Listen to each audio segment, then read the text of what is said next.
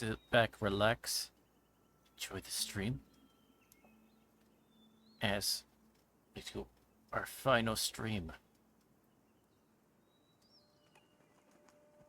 of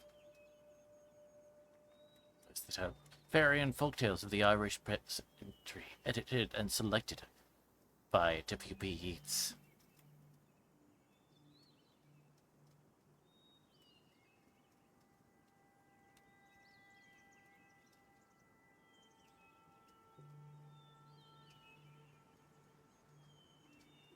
Actually, we're going to change the music.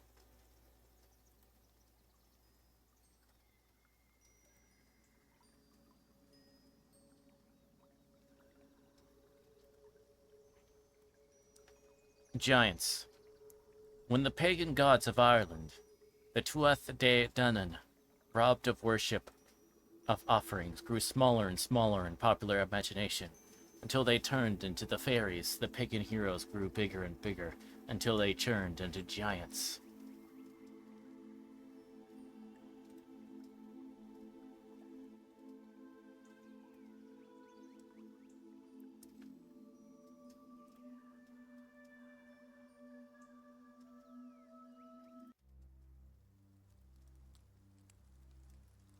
The Giant Stairs by T. Crofton Croker.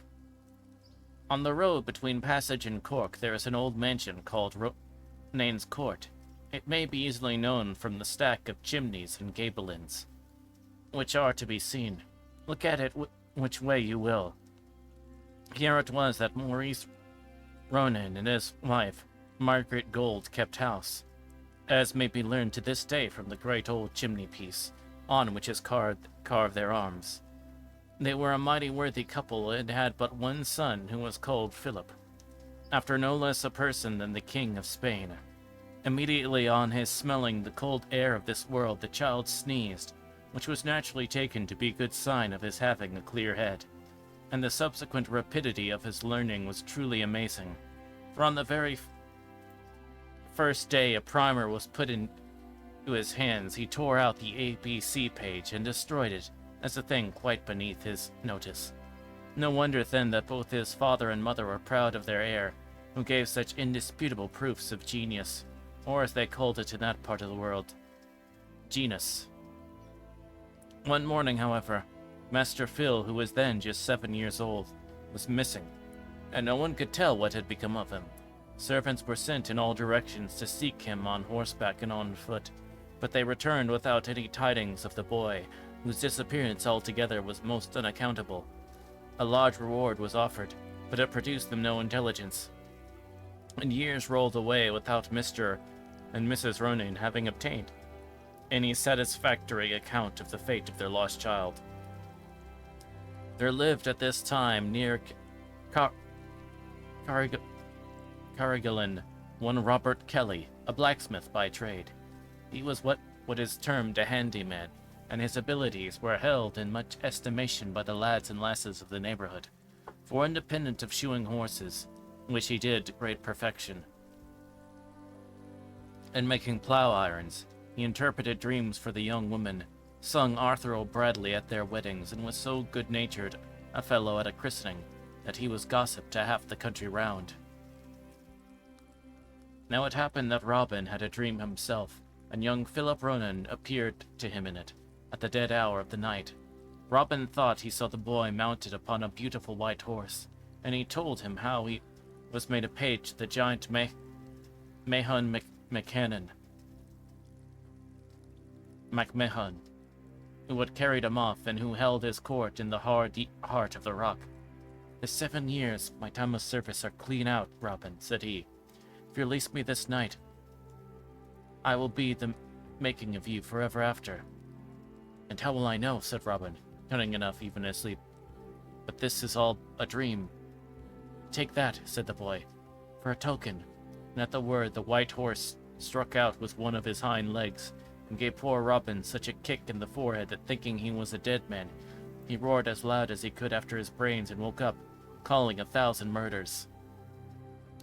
He found himself in bed, but had the mark of the blow, the regular print of a horseshoe upon his forehead, as red as blood. and Robin Kelly, who never before found himself puzzled at the dream of any other person, did not know what to think of his own.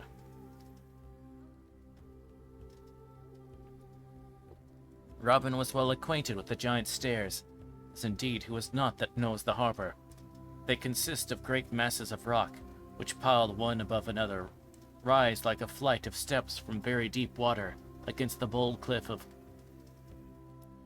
Kariman, nor are they badly suited for stairs to those who have legs of sufficient length to stride over a moderate-sized house, or to enable them to clear the space of a mile in a hop, step, and jump.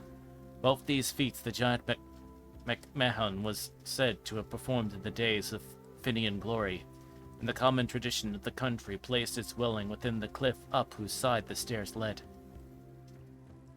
Such was the impression which the dream made on Robin, that he determined to put its truth to the test.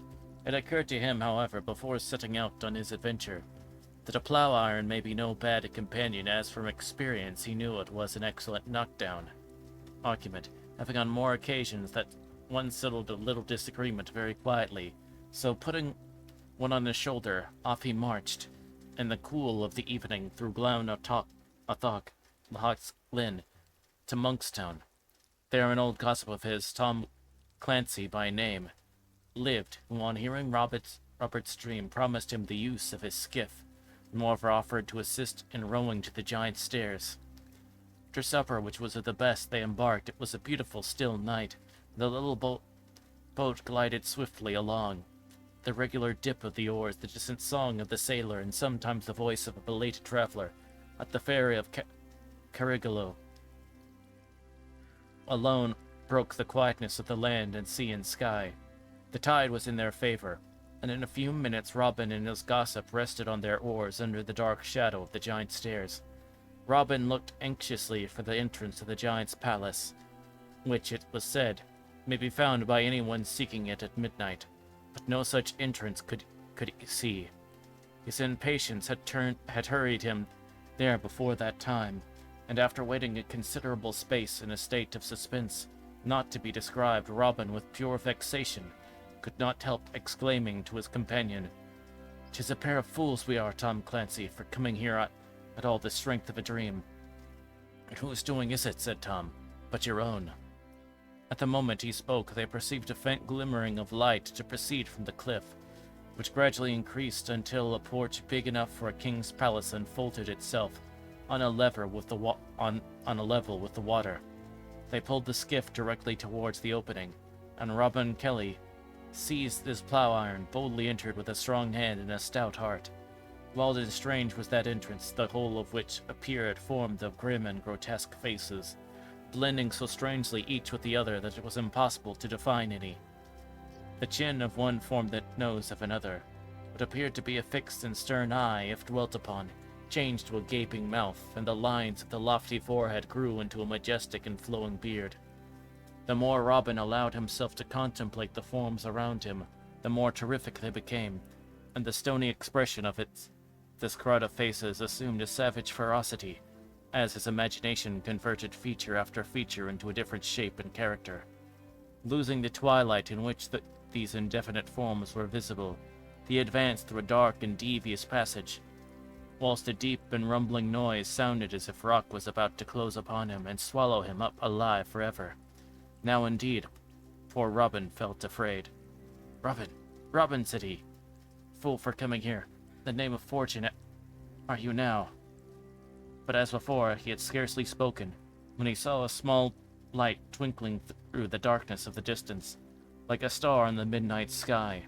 To retreat was out of the question, for so many turnings and windings were in the passage that he considered he had but little chance of making his way back.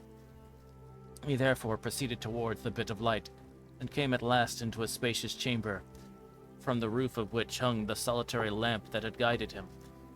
Emerging from such profound gloom, the single lamp afforded Robin abundant light to discover several gigantic figures seated round a massive stone table, as if in serious deliberation, but no word prevailed. The breathless silence which prevailed. At the head of this table sat Mahon MacMahon himself, whose majestic beard had taken root, and in the course of ages grown into the stone slab. He was the first to perceive Robin, and instantly starting up, drew his long beard from out the huge piece of rock in such haste, and with so sudden a jerk, that it was shattered into 1,000 pieces. "What seek you?" he demanded in a voice of thunder. "I come," answered Robin, with as much boldness as he could put on, for his heart was almost fainting with him. "I come," said he, "to claim Philip Ronayne, whose time of service is out this night." "And who sent you here?" said the giant. "'Twas of my own accord I came," said Robin. "Then you must single him out from among my pages," said the giant. "If you fix on the wrong one, your life is the forfeit. Follow me." He led Robin into a hall of vast extent, and filled with lights, along either side of which were rows of beautiful children, all apparently 7 years old, and none beyond that age dressed in green, and every one exactly dressed alike. "Here," said Mahon, "you are free to take Philip Ronayne if you will, but remember, I give you but one choice." Robin was sadly perplexed, for there were hundreds upon hundreds of children, and he had no very clear recollection of the boy he sought. But he walked along the hall by the side of Mahon, as if nothing was the matter, although his great iron dress clanked fearfully at every step, sounding louder than Robin's own sledge battering on his anvil. They had nearly reached the inn without speaking, when Robin, seeing that the only means he had was to make friends with the giant, determined to try what effect a few soft words might have. "'Tis a fine, wholesome appearance the poor children carry," remarked Robin, "although they have been here so long, shut out from the fresh air and the blessed light of heaven. 'Tis tenderly honor you must have reared them." "Aye," said the giant, "that is true for you. Give me your hand, for you are, I believe, a very honest fellow for a blacksmith."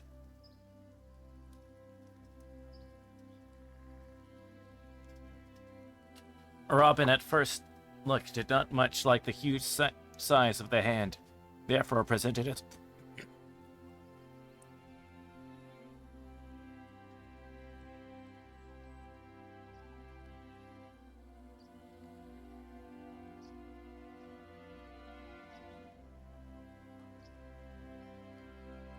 Pardon me.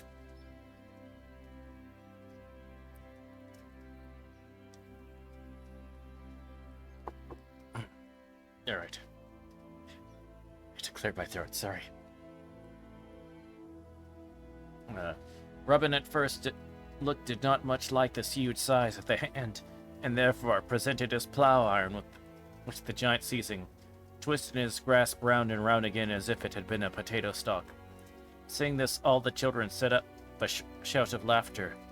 In the midst of their mirth, Robin thought he heard his name called, and all ear and eye, he put his hand on the boy who he fancied had spoken, crying out at the same time, "Let me live or die for it, but this is young Philip Ronayne."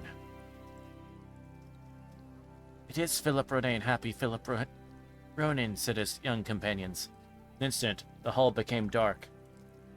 Crashing noises were heard, and all was in strange confusion, but Robin held fast his prize and found himself lying in the grey dawn of the morning at the head of the giant stairs with the boy clasped in his arms. Robin had plenty of gossips to spread the story of his wonderful adventure. Passage, Monkstown, Caroline, the whole barony of Carrickferry rung with it. "Are you quite sure Robin is the young Ronayne you brought back with you?" was the regular question. For although the boy had been 7 years away, his appearance now was just the same as in the day he was missed. He had neither grown taller nor older in look, and he spoke of things which had happened before he was carried off as one awakened from sleep, or if they had occurred yesterday. "Am I sure? Well, there's a queer question," said Robin's reply. "Seeing the boy has the blue eyes of the mother, the foxy hair of the father, to say nothing of the pretty wart on the right side of his little nose." However, Robin Kelly may have been questioned. The worthy couple of Ronayne's court doubted not that he was the deliverer of their child from the power of the great MacMahon, and the reward they bestowed on him equaled their gratitude. Philip Ronayne lived to be an old man, and he was remarkable to the day of his death for his skill in working brass and iron, which is believed which it was believed he had learned during his 7 years apprenticeship in the giant Mahon to the giant Mahon McMahon. Hello, welcome in, Ghost Predator. Welcome on in, welcome on in.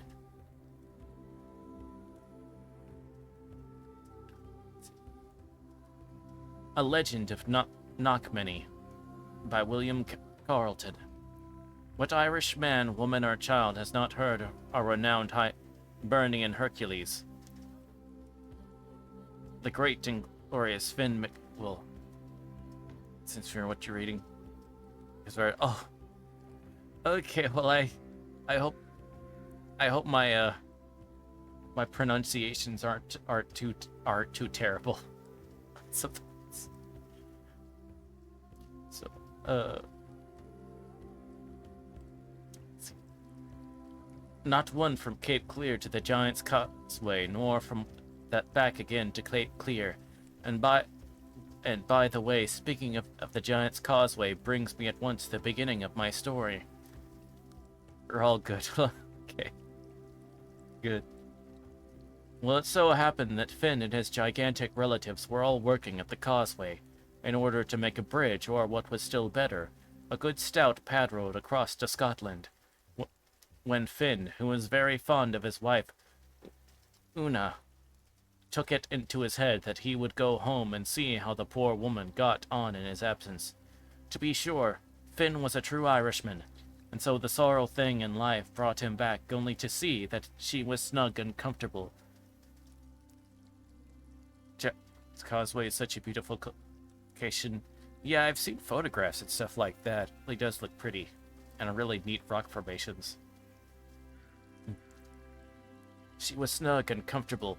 Above all things, she got her rest well that night, for he knew that the poor woman, when he was with her, used to be subject to nightly qualms and configurations. That kept him very anxious, decent man, striving to keep her up to the good spirits and health that she had when they were first married. So accordingly, he pulled up a fir tree, and after lopping off the roots and branches, made a walking stick of it, and set out on his way to Una. Una, or rather Finn, lived at this time on the very tip-top of Knockmany Hill, which faces a cousin of its own called Cullimore, that rises up half hill, half mountain on the opposite side, east by south, as the sailors say, when they wish to puzzle a landsman. In their folktale of the Giant's Causeway, multiple nights, but it wasn't really documented. Well, there's several giant stories we got in, so there might be a couple of those. We might have that one in this compilation, I'm not sure. I know there's a few more giant stories after this one. Now the truth is, for it must come out, that honest Finn's affection for his wife, though cordial enough in itself, was by no manner of means the real cause of his journey home. There was at that time another giant, named Cuchulainn.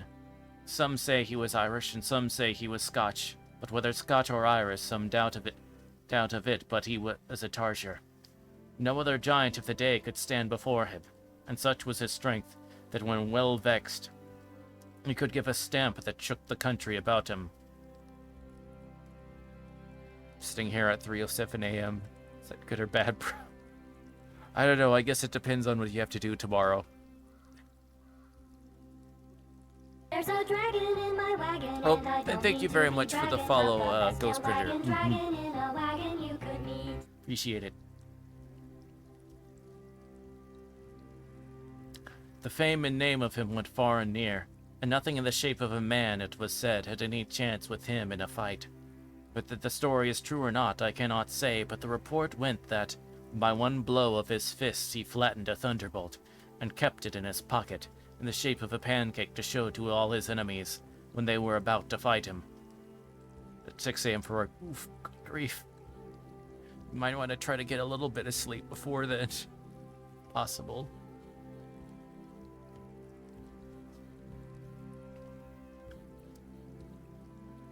But I do appreciate you coming by and giving the follow for sure. Undoubtedly, he had given every giant in Ireland a considerable beating, barring Finn McCool himself. and he swore by the solemn contents of Moll Kelly's primer that he would never rest night or day, winter or summer, till he would serve Finn with the same sauce, if he could catch him. Finn, however, who no doubt was the cock of the walk on his own dunghill, had a strong disinclination to meet a giant who could make a young earthquake or flatten a thunderbolt when he was angry. So he accordingly kept dodging about from place to place, not much to his credit as a Trojan, to be sure, whenever he happened to get the hard word that Cuchulainn was on the scent of him. Consider looking at it's called the Born Mountains. I'm trying to remember that. Interesting, the lore behind as well. Yeah, I'll be sure to look into that. Mourne Mountains. This then was the marrow of the whole movement, although he put it on his anxiety to see Una, and I'm not saying that there was some truth in that too. However, the short and long of it was, with reverence be it spoken, that he heard Cuchulainn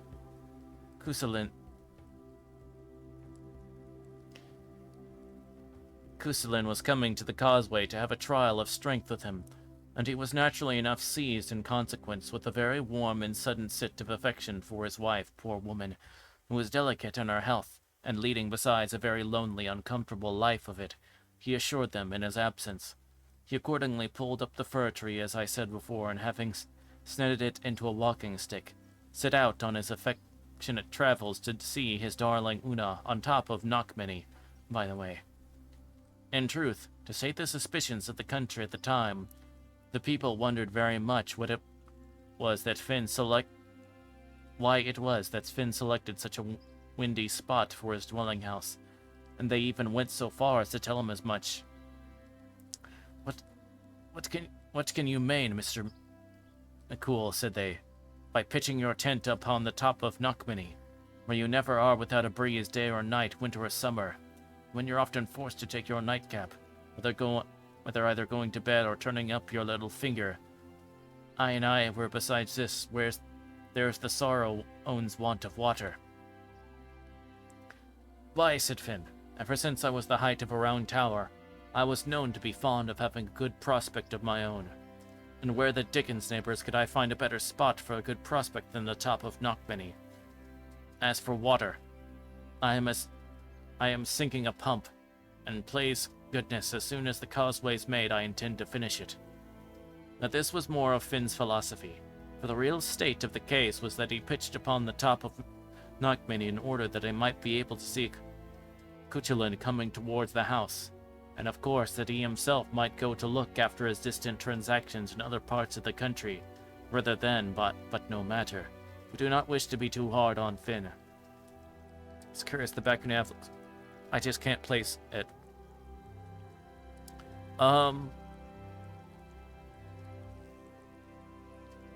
I can't remember. I know it's like, I think it's like a park, some national like park or whatever in Ireland. I can't remember the name of it though.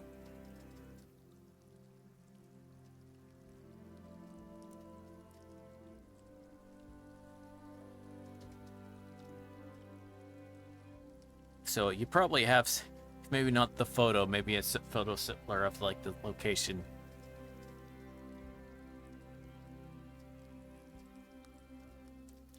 All we have to say is that if he wanted a spot from which to keep a sharp lookout, between ourselves he did want it grievously, barring Sleeve Croob or Sleeve Donard, or its own cousin Cullamore. He could not find a neater or more convenient situation for it in the sweet and sagacious province of Ulster. God save all here, said Finn, good-humouredly on putting his honest face to his own door. Wisha Finn, Avic, and you're welcome. Home to your own Una, you darling bully. Here followed a smack that is said to have made the waters of the lake at the bottom of the hill curl, as it were with kindness and sympathy. Behind you to left, it's called the Stairway to Heaven. Oh. Cool. Neat. Faith, said Finn. Beautiful in how you are, Una. And how did you sport your figure during my absence by Bilberry? Never a merrier, as bouncing a grass widow as ever there was in sweet Tyrone among the bushes. Finn gave a short, good-humored cough, and laughed most heartily to show her how much he was delighted that she made herself happy in his absence. It's a mountain that contains a set of steps that extends roughly 4 kilometers. Ooh. That's a lot of steps. That is, okay, I can see where they got the name, though.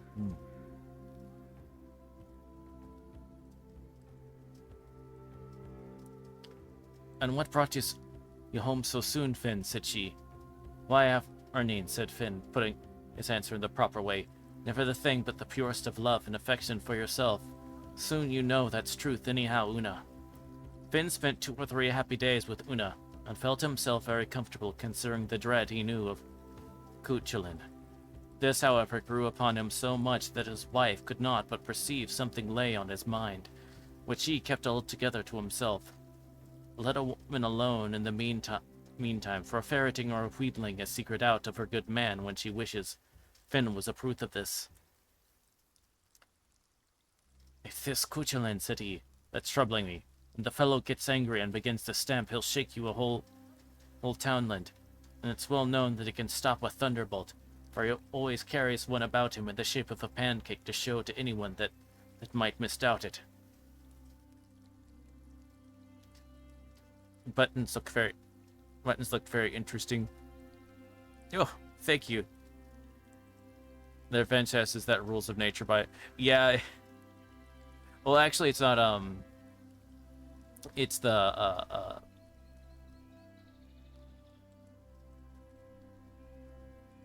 it's, it has to be this way. So...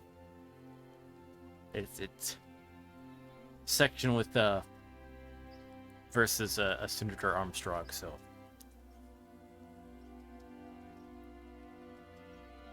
let's see.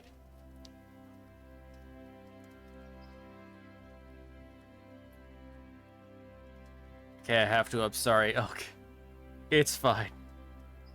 It's there for a reason. Making the mother of all omelets here, Jack. Can't spread over every egg. Why won't you die? Can't hurt me, Jack. Nanomachine, son. No fuck with this senator. Die! Die, you piece of shit!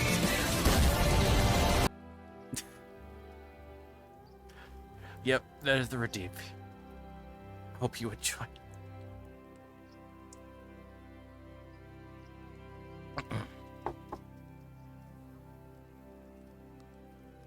As he spoke, he clapped his thumb in his mouth, which he always did when he wanted to prophesy or to know anything that happened in his absence, and the wife, who knew what he did for, said very sweetly,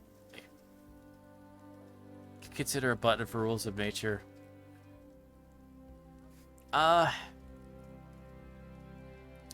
It's mainly just because we already got the one, that it would be, you know,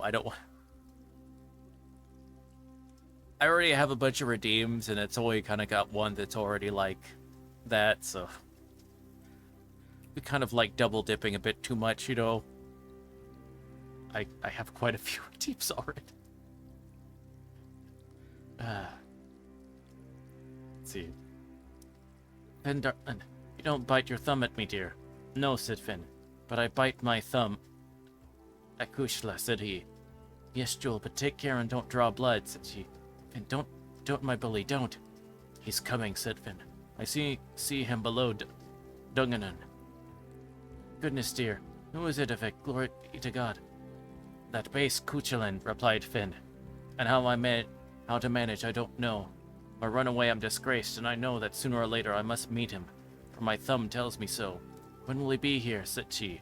Tomorrow, about 2 o'clock, replied Finn with a groan. Homo, but your voice is very soothing. Oh, thank you very much. Oh, it's fine. I have heard my voice is calming to nervous people, so I appreciate that. Thank you. I'm glad you're enjoying it. Well, my bully, don't be cast down, said Una. Depend on me, and I'll bring you better out of this scrape than for you could bring yourself by your rule of thumb. This quieted Finn's heart very much, for he knew that Una was hand in glove with the fairies.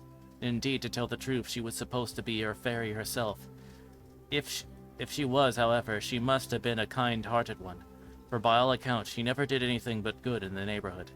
Now it so happened that Una had a sister named Granua, living opposite them on the very top of Cullamore, which I have mentioned already, and this Granua was quite as powerful as herself. The beautiful valley that lies between them is not more than about 3 or 4 miles abroad, so that of a summer's evening, Granua and Una were able to hold many agreeable conversation across it, from the one hilltop to the other. Upon this occasion, Una resolved to consult her sister as to what was best to be done in the difficulty that surrounded them. You might be looking for a Scottish, it's very say. Yeah, I've known some, not a whole lot, but yeah, this one was I was doing this one because I was able to get the night compilation. I might do more compilations in future or whatever, so because I do like folk tales and stuff like that, so some Scottish ones might be looking might be possible. Might be something we might look into in the future.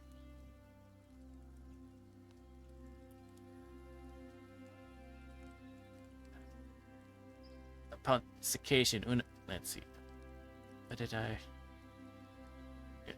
Granua, she said. Are you at home? No, said the other. Picking bilberries and Athal de one.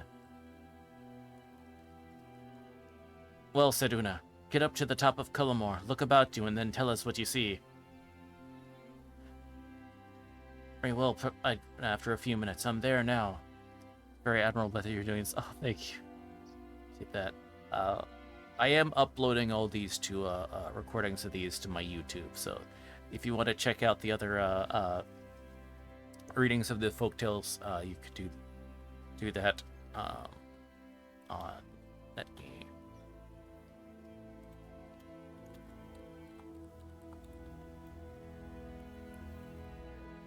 As well as I got a bunch of other stuff on there as well.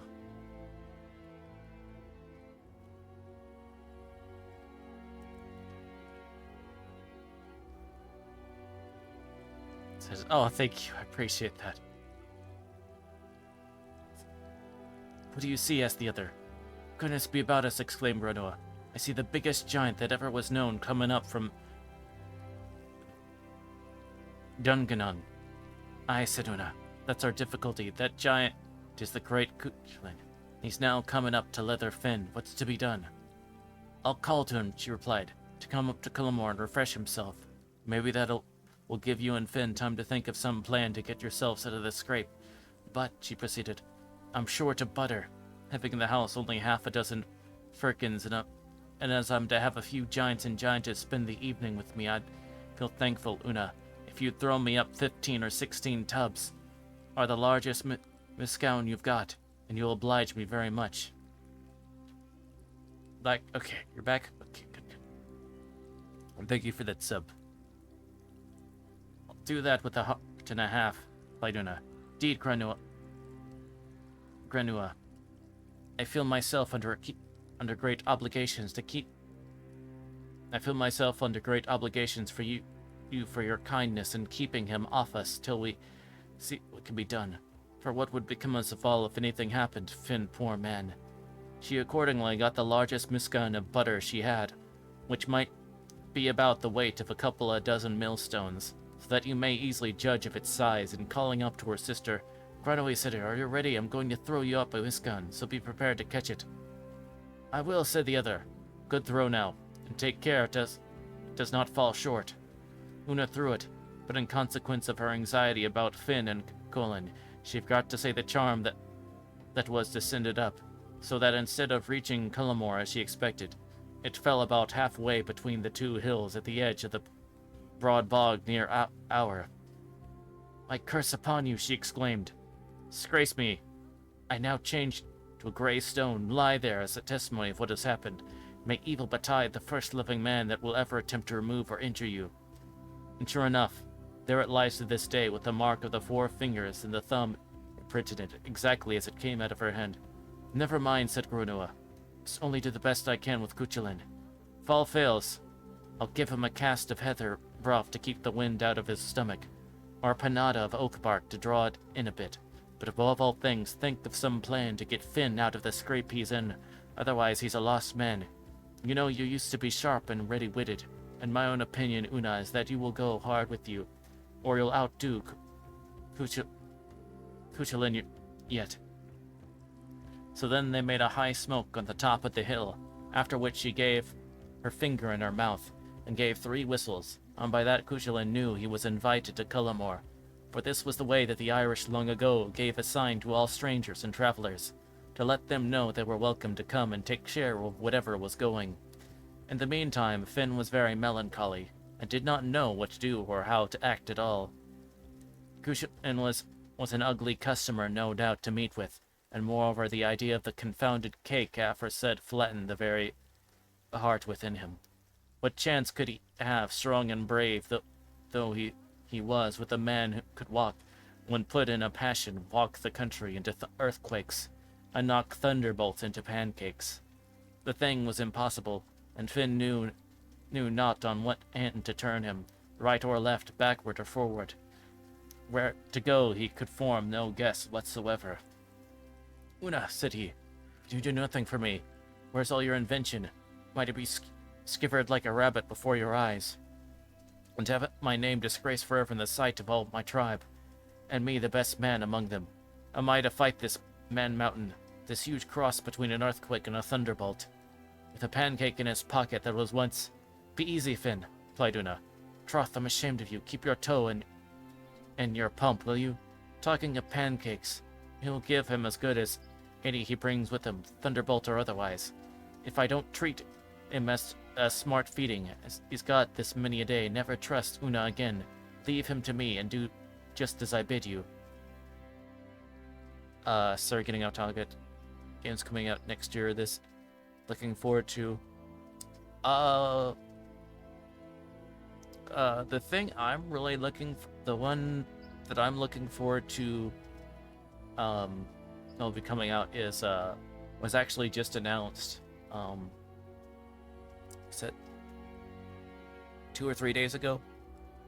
I hear the exact bit, but that was the, oh gosh, the title is something else. The newest, what's the game in the Like a Dragon Yakuza series, where it's Like a Dragon Yakuza Pirate in Hawaii. I believe that's the title it's going on. Or is it Pirate Yakuza in Hawaii? Because I'm a big Majima fan, so he's getting his own game. Which I had heard that apparently that got accidentally leaked several months back, but because it was so crazy that everyone just thought it wasn't. Someone was just making stuff up. Looking forward to Silent Hill 2. Yeah, I imagine that'll be that'll be interesting to see how that looks like. Never played Ghost of Tsushima. No, I've been interested in it since it did come out on PC. That since it, oh gosh, words. It was a game that looked cool, and then since this past year that has gotten a PC port, finally, it has been something I've been interested So, you know, something to add to the wish list. I've announced the second one. Oh, really? Okay, I'll have to keep an eye out for that. That must have been, like, super soon. Take a swig of tea.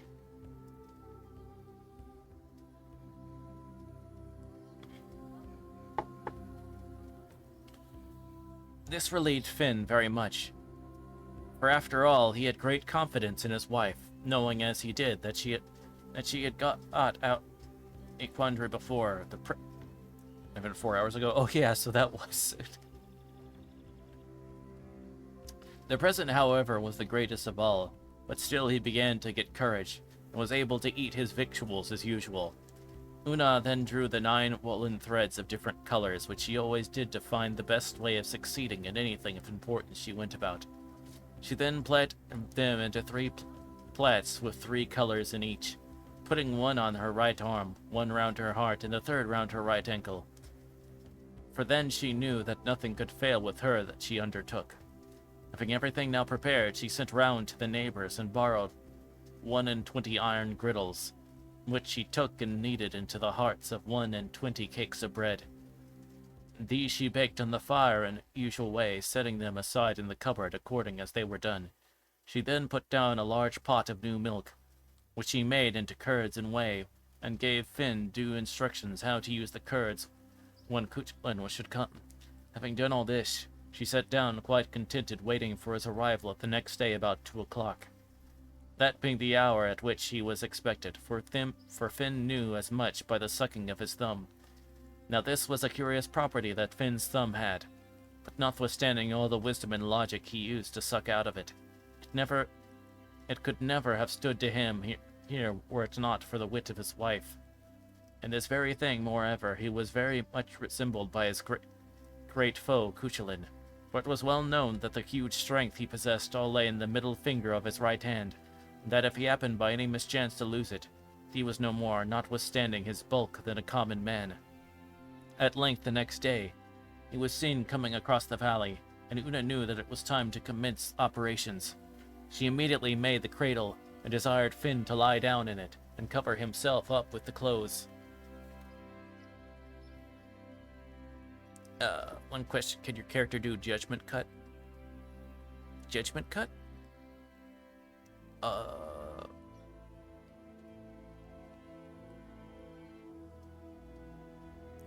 Would you... Sorry, I don't think that for whatever reason it's not clicking in my brain.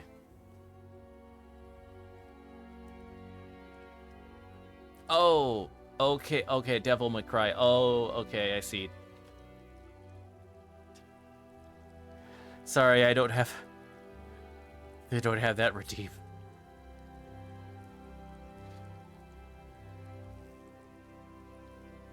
I can do that. I could do this. This. And that. I can't do a judgment cut though.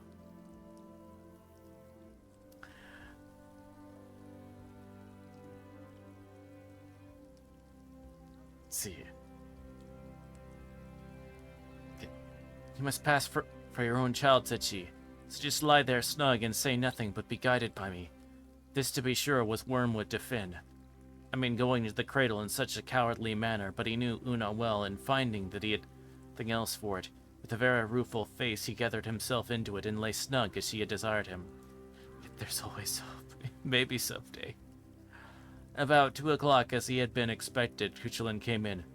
God save all here, said he. Is this where the great Finn McCool lives? Indeed it is, honest man, replied Una. God save you kindly, won't you be sitting? Thank you, ma'am. He's sitting down. You're Mrs. McCool, I suppose. I am, said she, and I have no reason, I hope, to be ashamed of my husband. No, said the other. He has the name of being the strongest and bravest man in Ireland. For all that, there's a man not far from you that's very desirous of taking a shake with him. Is he at home? Why then, no, she replied. If ever a man left his house in a fury, he did. Appears that someone told him of a big mesh tune of a giant called Cuchulain being down at the causeway to look for him, so he set out there to try if he could catch him. Troth, I hope, for the giant's sake, he won't meet with him, for if he does, Finn will make paste of him at once. Well, said the other, Cuchulain, I've been seeking him these 12 months, but he always kept clear of me, and I will never rest night or day till I lay my hands on him. At this, Una set out a loud laugh, of great contempt, by the way, and looked at him as if he were only a mere handful of a man. Did you ever see Finn? Said she, chinking her mallard once. Could I? Said he. He always took care to keep his distance. I thought so, she replied. I judge as much, and if you take my advice, you poor-looking creature, you'll night and day that you may never see him. For I tell you, it'll be a black day for you when you do. But in the meantime, you perceive that the wind's on the door, and as Finn himself is from home, may you be civil enough to turn the house. For it's always what Finn does when he's here.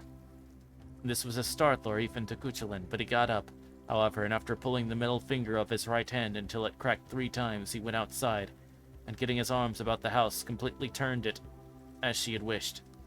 When Finn saw this, he felt a certain description of moisture, which shall be nameless, oozing through every pore of his skin, but Una, depending upon her woman's wit, felt not a whit daunted.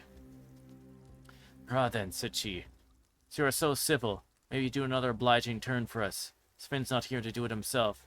You see, after this long stretch of dry weather, we feel very badly off for want of water. Now Finn says there's a fine spring well somewhere under the rocks behind the hill here below, and it was his intention to pull them asunder, but having heard of you, he left the place in such a fury that he never thought of it. If you tried, troth I'd feel it a kindness. She then brought Cuchulain down to see the place, which was then all one solid rock, and after looking at it for some time, he cracked his right middle finger 9 times, and stooping down, tore a cleft about 400 feet deep, and 1/4 of a mile in length, which has since been christened by the name of Lumford's Glen. This feat nearly threw Una herself off her guard, but what won't a woman's sagacity and presence of mind accomplish?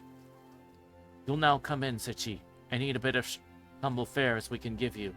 Finn, even though he and you are enemies, would not scorn not to treat you kindly in his own house.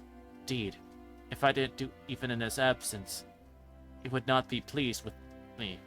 She accordingly brought him in, and placing 6 of the cakes we spoke for him, together with a can or 2 of butter, a side of boiled bacon, and a stack of cabbage, she desired him to help himself, for this, be it known, was long before the invention of potatoes.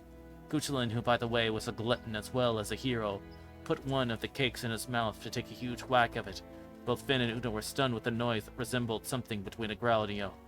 Blood and fury should with this. Here are 2 of my teeth out. What kind of bread is this you gave me? What's the matter? Said Una coolly. Matter, shouted the other again. Why, are the 2 best teeth in my head gone?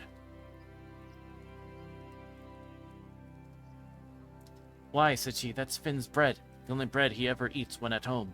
Indeed, I forgot to tell you that nobody can eat it but himself and that child in the cradle there.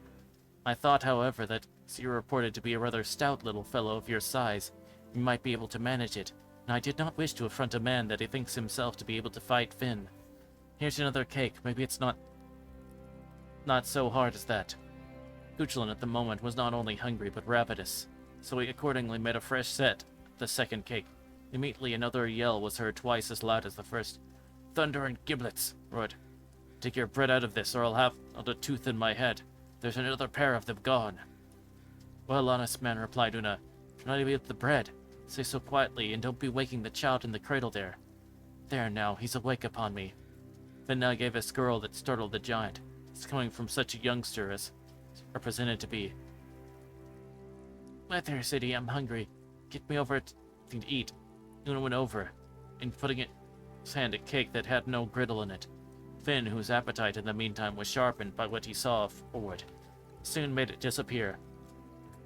Cuchulain was thunderstruck, secretly thanked his stars that he had the good fortune to miss meeting Finn, for, as he said to himself, I'd have no chance with a man who could eat such bread as that, which even his son that's but in his cradle can munch before my eyes. like to take a glimpse of the lad in the cradle, said he to Una. For I can tell you that the infant can manage that nutriment. It's no joke to look at, or to feed off a scarce summer. With all the veins of my heart, replied Una. Get up, Akushla, and show this decent little man something that won't be unworthy of your father, Finn McCool. Finn, who was dressed for the occasion as much like a boy as possible, got up and wringed Cuchulainn out. You strong, said he.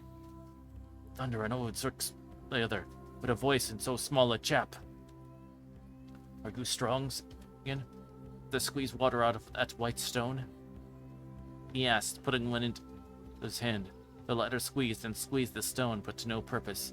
He might pull the rocks of Lumford's Glen asunder and flatten a thunderbolt, but to squeeze water out of a white stone was beyond his strength. Finn eyed him with a great contempt, as he kept straining and squeezing and straining till he got black at the face. Poor creature, said Finn. Giant, give me the stone here. When I'll show you what Finn's little son can do, you may judge of what my daddy himself is. Finn then took the stone, and slyly exchanging it for the curds, he squeezed the latter until the whey, as clear as water, oozed out in a little shower from his hand. Now go in, said he, to my cradle, for I scorn to lose my time with anyone that's not able to eat my daddy's bread or squeeze water out of a stone. Dad, you had better be off this before he comes back, for if he catches you, it's flummery he'd have you in 2 minutes. Cuchulainn, seeing what he had seen, was of the same opinion himself, his knees knocked together with terror of Finn's return, and he accordingly hastened in to bid Una farewell, and to assure her that from that day out he never wished to hear of, much less to see, her husband. I admit fairly that I'm not a match for him, said he. Strong as I am, tell him I will avoid him as I would the plague, that I will make myself scarce in this part of the country while I live. Finn, in the meantime, had gone into the cradle, where he lay very quietly, his heart at his mouth with delight that Cuchulainn was about to take his departure without discovering the tricks that had been played on him. It's for you, said Una, that he doesn't happen to be here, for it's nothing but hawk's meat he'd make of you. I know that, said Divil a thing else he'd make of me. Before I go, will you let me feel what kind of teeth they are that can eat griddle bread like that? He pointed it as he spoke. All pleasure in life, said she. Only as they're far back in his head, you must put your finger a good way in. Alright, I'm gonna go get ready, brother. Oh, thank you very much. Yes, you have a good night as well. Hope you're able to get ready.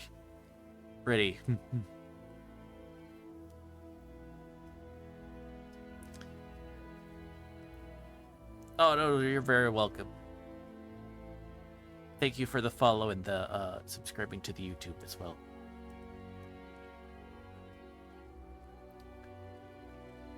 Just surprised to find such a powerful set of grinders in one so young. He was still much more so on finding when he took his hand from his mouth that he had left the very finger upon which his strength depended behind him. He gave one loud groan and fell down with terror and weakness. This was all Finn wanted, and who now knew that his most powerful and bitterest enemy was completely at his mercy. Started out to the cradle. In a few minutes the great Cuchulainn, that was for such a length of time the terror of him and all his followers, lay a corpse before him. Thus did Finn, through the wit and invention of Una his wife, succeed in overcoming his enemy by stratagem, which he never could have done by force. And thus also is proof that the women, if they bring us into many an unpleasant scrape, we would sometimes succeed in getting us out of others that are as bad. Peace out, dude. Yes, you too. And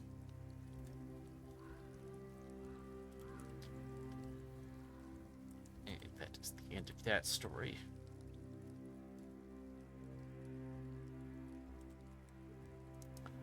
Okay, so that actually ends the section on giants. I thought there was some more of those. But let's see. Okay, so we need to run an ad break. It's going to be a 3-minute ad break. So if you need to get a drink or water or a snack or anything like that, please do so now. And we will see y'all in 3 minutes.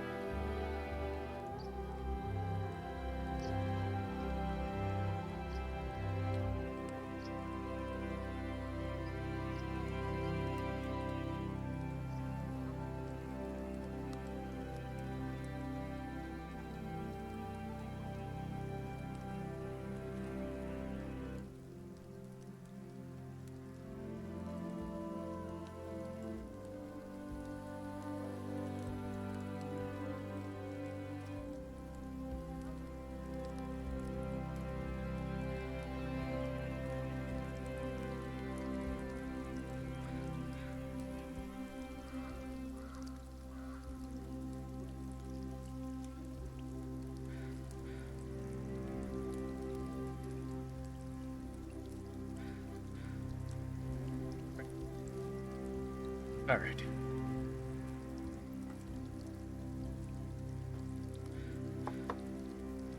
This section is kings, queens, princesses, earls, and robbers.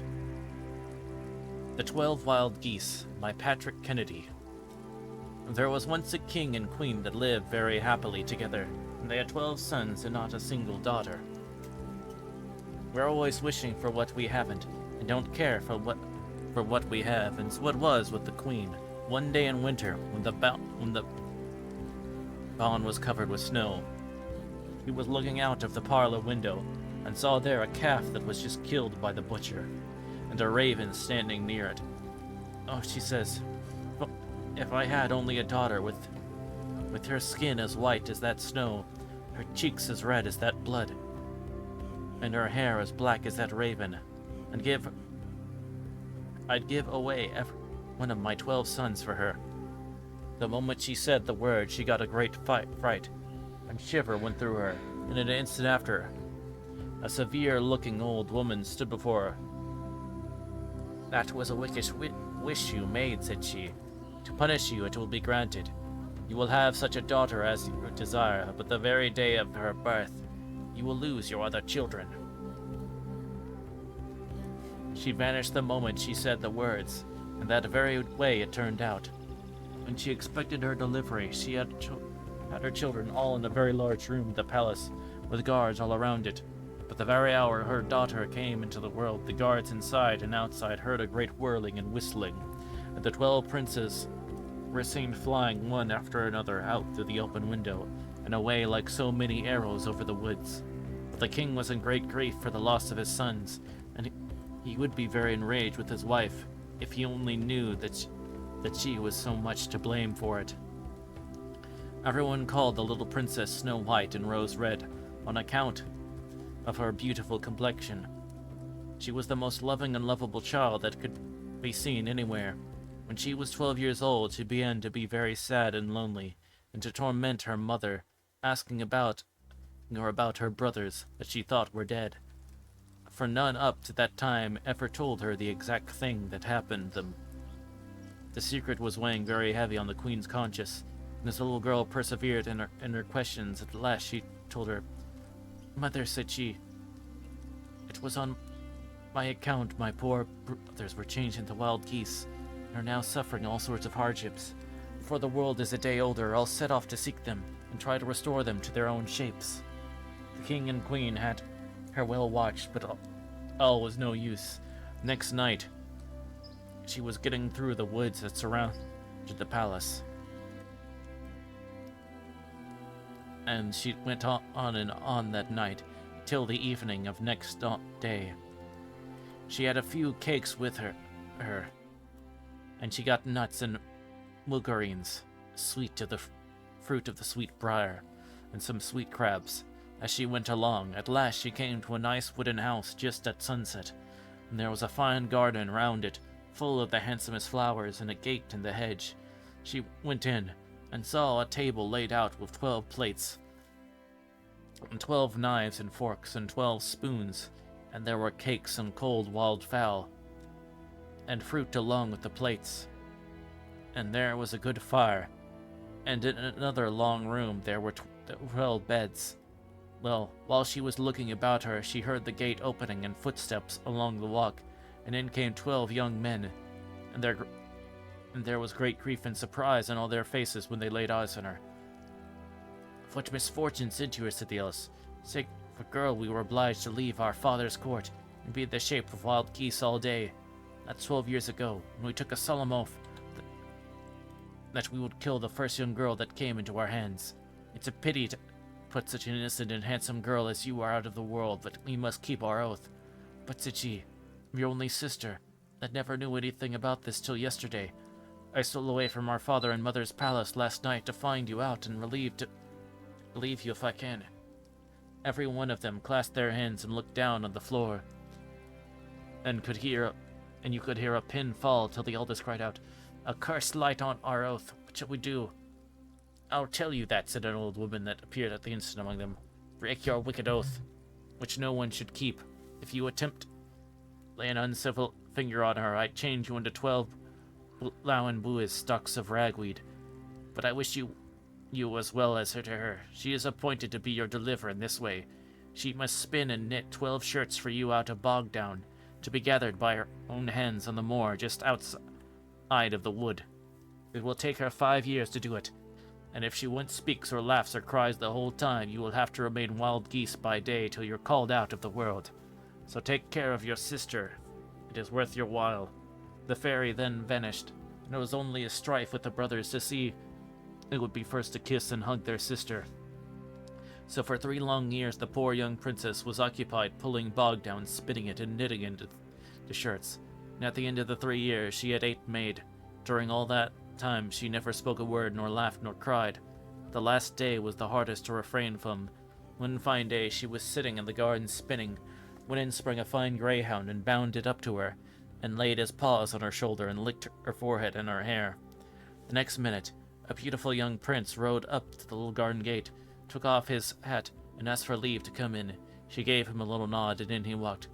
He made ever so many apologize for intruding, and asked her ever so many questions, but not a word could he get out of her. He loved her so much the first moment that he could not leave her till he told her he was king of a country just bordering on the forest. And he begged her to come home with him and be his wife. She couldn't help loving him as much as she did, and though she shook her head very often, was very sorry to leave her brothers. At last she nodded her head and put this. She knew well enough that the good fairy and her brothers would be able to find her out. Before she went, she brought out a basket holding all the Bogdown and another holding the 8 shirts. The attendant took charge of these, and the prince placed for him on his horse. The only thing that disturbed him while riding along was the displeasure his stepmother would feel at what he had done. However, he was full master at home, and as soon as he arrived he sent for the bishop, got his bride nicely dressed, and the marriage was celebrated, the bride answering by signs. He knew by her manner she was of high birth, and no two could be fonder of each other. The wicked stepmother did all she could to make mischief, saying that she was sure she was only a woodman's daughter. But nothing could disturb the young king's opinion of his wife. In good time the young queen was delivered of a beautiful boy, and the king was so glad he hardly knew what to do for joy. All the grandeur of christening and the happiness of the parents tormented the bad woman more than I can tell you, and she determined to put a stop to all their comfort. She got a sleeping posset given to the young mother, and while she was thinking how she could best make way with the child, she saw a wicked-looking wolf in the garden looking up at her and licking his chops. She lost no time, but snatched the child from the arms of the sleeping woman, pitched it out. The beast caught it in his mouth, and was over the garden fence in a minute. The wicked woman then pricked her own finger, and dabbled the blood round the mouth of the sleeping mother. The young king was just then coming into the big barn from hunting. As soon as he entered the house, she in him, shed a few crocodile tears, began to cry and wring her hands, and hurried him a passage to the bedchamber. Wasn't the poor king frightened when he saw the queen's mouth bloody and missed his child? It would take 2 hours to tell you the devilment of the old queen, the confusion and fright and grief of the young king and queen, the bad opinion he began to feel of his wife, and the struggle she had to keep down her bitter sorrow and not give way to it by speaking or lamenting. The young king would not allow anyone to be called, and ordered his stepmother to give out that the child fell from the mother's arms at the window, and that a wild beast ran off with it. The wicked woman pretended to do so, but she told underhand to everybody she spoke to what the king and herself saw in the bedchamber. The young queen was the most unhappy woman in the 3 kingdoms for a long time, between sorrow for her child and her husband's bad opinion, till she neither spoke nor cried, and gathered she gathered Bogdown and went on with the shirts. Often the 12 wild geese would be seen lighting on the trees in the park or the smooth sod, and looking in at her windows. So she worked on to get the shirts finished, but another year was at an end, and she had the 12th shirt finished except one arm, when she was obliged to take her to her bed, and a beautiful girl was born. Now the king was on his guard, and he would not let the mother and child be left alone for a minute. But the wicked woman bribed some of the attendants, so they're asleep, gave the sleepy posset to the queen, and had a person watching to snatch the child away and kill it. What should she see but the same wolf in the gardens looking up and licking his chops again? Out went the child and away with it, the wolf. She smeared the sleeping mother's mouth and face with blood, then roared and bawled and cried out to the king and to everybody she met. It was filled, and everyone was sure the young queen had just devoured her own babe. The poor mother thought now her life would leave her. She was in such a state she could neither think nor pray, but she sat like a stone and worked away at the arm of the 12th shirt. King was for taking her to the house in the wood where I found her, but the stepmother and lords of the court and the judges would not hear of it. She was condemned to be burned in the big bawn at 3 o'clock the same day. When the hour drew near, the king went to the farthest part of his palace, and there was no more unhappy man in his kingdom at that hour. The executioner came and left her off. She took the pile of shirts in her arms. There were still a few stitches wanted. While they were tying her to the stake, she still worked on. At the last stitch, she seemed overcome and dropped a tear on her work. But the moment after, she sprang up and shouted, "I'm innocent. Call my husband." The executioner stayed their hands except one wicked-disposed creature, who set fire to the stick next to him. And while all were struck in amaze, there was a rushing of wings, and in a moment the 12 wild geese were standing around the pile. Before you could count 12, she flung a shirt over each bird, and there in twinkling of an eye were the 12 of the finest young men could be collected out of 1,000. While some were untying their sister, the eldest, taking a strong stake in his hand, struck the busy executioner such a blow that he never needed another. While they were comforting the young queen and the king was hurrying the spot, a fine-looking woman appeared among them holding the babe on one arm, and the little prince by the hand. There was nothing but crying for joy and laughing for joy and hugging and kissing. And when anyone had the time to thank the good fairy, who in the shape of a wolf carried the child away, she was not to be found. Neither was such happiness enjoyed in the palace that ever was built, and if the wicked queen and her helpers were not torn by wild horses, they richly deserved it.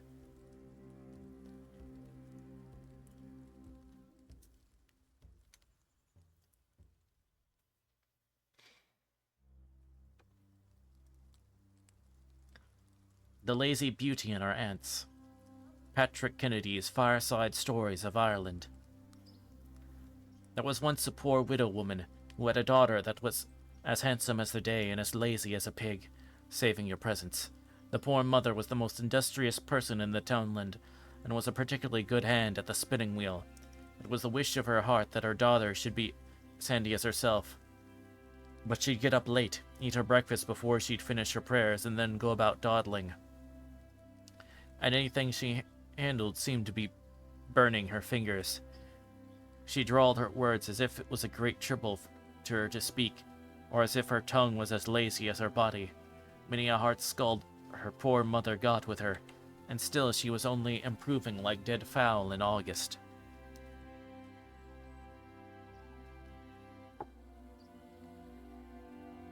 Well, one morning, the things were as bad as they could be, and the poor woman was giving tongue at the rate of a mill clapper, who should be riding by but the king's son. Oh dear, good woman," said he. "You must have a very bad child to make you scold so terribly. Sure it can't be this handsome girl that vexed you." "Please your majesty, not at all," says the old dissembler. "It's only checking her for working herself too much.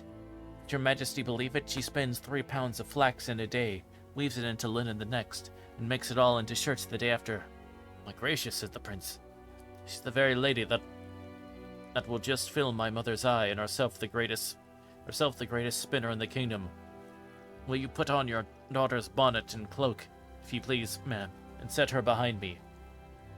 My mother will be so delighted with her. Perhaps she'll make her daughter-in-law in a week, that is, if the young woman herself is agreeable." Well, between the confusion and the joy and the fear of being found out, the woman didn't know what to do. Before they could make up their minds, young Auntie, Anastasia, was set behind the prince, and away he and his attendants went, and a good heavy purse was left behind with the mother. She polluted a long time after all was gone, in dread of something bad happening to the poor girl. The prince couldn't judge of the girl's breeding or wit from the few answers he pulled out of her.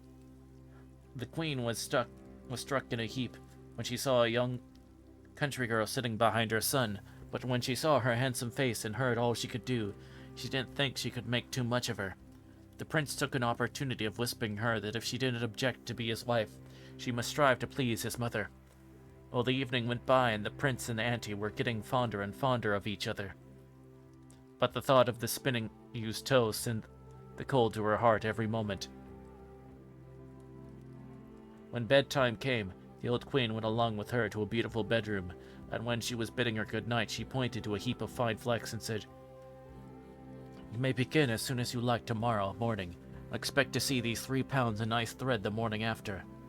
Little did the poor girl sleep that night. She kept crying and lamenting that she didn't mind her mother's advice better. When she was left alone till next morning, she began with a heavy heart, and though she had a nice mahogany wheel and the finest flax you ever saw, the thread was breaking every moment. One while it was as fine as a cobweb, and next as coarse as a little boy's whipcord. At last she pushed her chair back, let her hands fall in her lap, and burst out a-crying. A small old woman with surprising big feet appeared before her at the same moment, and said, "What ails you, you handsome colleen? Haven't all flax to spin before tomorrow morning, and I'll never be able to have even 5 yards of fine thread of it put together. And would you think bad to ask poor Kolaya Cushmore, old woman Bigfoot, to your wedding with the young prince, if you promise me that all your 3 pounds will be made into the finest of thread while you're taking to your sleep tonight?" "Indeed, you must be there and welcome, and I'll honor you all the days of your life." "Very well, stay in your room till tea time, and tell the queen she may come in here for thread as early as she likes tomorrow morning." It was all as she said. The thread was finer and evener than the gut you see with fly fishers. My brave girl you were," says the queen. "I'll get my own mahogany loom brought to you. You didn't do anything more today. Work and rest. Work and rest is my motto. Tomorrow you'll weave all this thread. Who knows what may happen?" The poor girl was more frightened this time than the last, and she was so afraid to lose the prince she didn't even know how to put the warp in the gears, nor how to use the shuttle, and she was sitting in the greatest grief when a little woman who was mighty well shouldered about the hips all at once appeared to her, told her name was Kalia Cromamore, and made the same bargain with her as Kalia Cushmore. Great was the queen's pleasure when she found early in the morning a web as fine and white as the finest paper you ever saw. "The darling you were," says she. "Take your ease with the ladies and gentlemen today. If you have all this made into nice shirts tomorrow, you may present one of them to my son and be married to him out of hand. Wouldn't you pity poor Auntie the next day? She was now so near the prince, and maybe would be so far from him, but she waited as patiently as she could with scissors and needle, thread in hand, till a mid-afternoon. Then she was rejoiced to see the third old woman appear. She had a big red nose, and informed Auntie that people called her Shron Mor Rua on that account. She was up to her as good as the others, for a dozen fine shirts were lying on the table when the queen paid her an early visit. Now there was nothing talked of but the wedding, and I needn't tell you it was grand. The poor mother was there along with the rest, and at the dinner the old queen could talk nothing but the lovely shirts, and how happy herself and the bride would be after the honeymoon, spinning and weaving and sewing shirts and shifts without end. The bridegroom didn't like the discourse, and the bride liked it less. And he was going to say something when the footman came up to the table and asked the bride, "Your ladyship's aunt, Colette Cushmore, bade me ask might she come in." Bride blushed and wished he was 7 miles into the floor, but well became the prince. "Tell Mrs. Cushmore," said he, "that any relation of my bride's will be always heartily welcome wherever she and I are." In came the woman with the big foot, and got a seat near the prince. The old queen didn't like it much, and after a few words she asked rather spitefully, "Dear ma'am, what's the reason your foot is so big? Wish you have faith in your majesty. I was studying almost all my life at the spinning wheel, and that's the reason." "I declare to you, my darling," said the prince, "if I allow you to spend 1 hour at the same spinning wheel." The same footman said again, "Your ladyship's aunt, Kalia Cromanor, wishes to come in. The genteels and yourself have no objection." Very displeased was Prince Sani. The prince sent welcome, and she took her seat and drank healths apiece to the queen. May I ask, ma'am, says the old queen, why you're so wide halfway between the head and the feet? That, your majesty, is owing to sitting all my life at the loom. By my sceptre, says the prince, my wife shall never sit there an hour. The footman again came up. Ladyship's aunt, Kalak Shron Rua, is asking leave to come into the banquet. More blushing in the bride's face, but the bridegroom spoke out cordially. Tell Mrs. Shron Rua she's doing us an honor. Okay, the old woman, and great respect she got near the top of the table. The people down low put the tumblers and glasses their nose to hide the grins. Ma'am, says the old queen, will you tell us, why is your nose so big and red? Throw off, your majesty, my head was bent down over the stitching all my life, and all the blood in my body ran into my nose. My darling, said the Prince Eddie, if ever I see a needle in your hand, I'll run 100 miles from you. And in troth, girls and boys, though it's a diverting story, I don't think the moral is good. And if any of you thickins go about imitating Auntie in her laziness, you'll find it won't thrive with you as it did with her. She was beautiful beyond compare, which none of you are. She had 3 powerful fairies to help her besides. There's no fairies now and no prince or lord to ride by and catch you idling or working. And maybe after all, the prince and herself were not so very happy when the cares of the world or old age came on them. Thus was the tale ended by poor old Sibylla, Father Murphy's housekeeper in Coolbrand, barony of Bantry, about half a century since.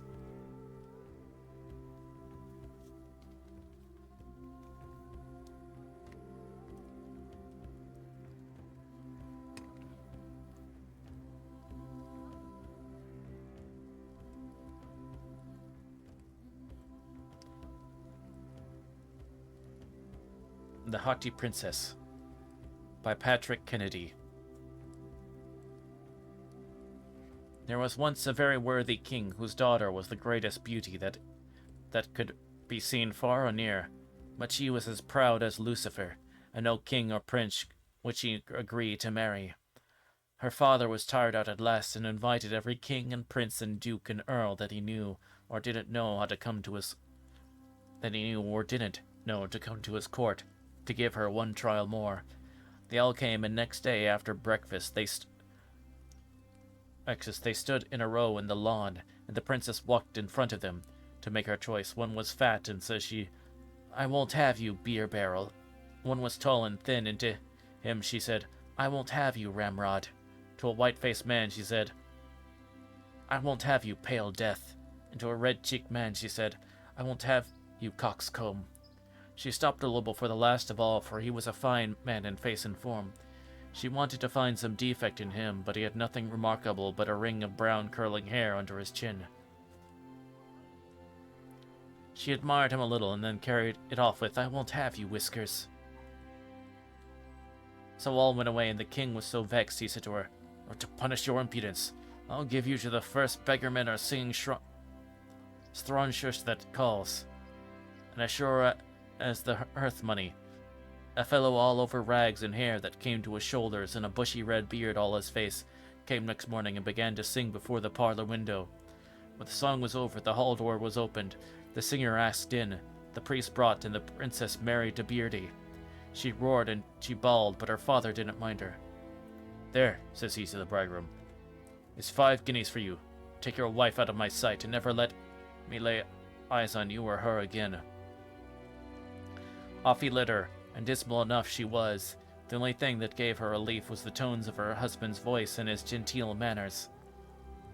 Whose wood is this? Said she, as they were going through one. It belongs to the king you called Whiskers yesterday.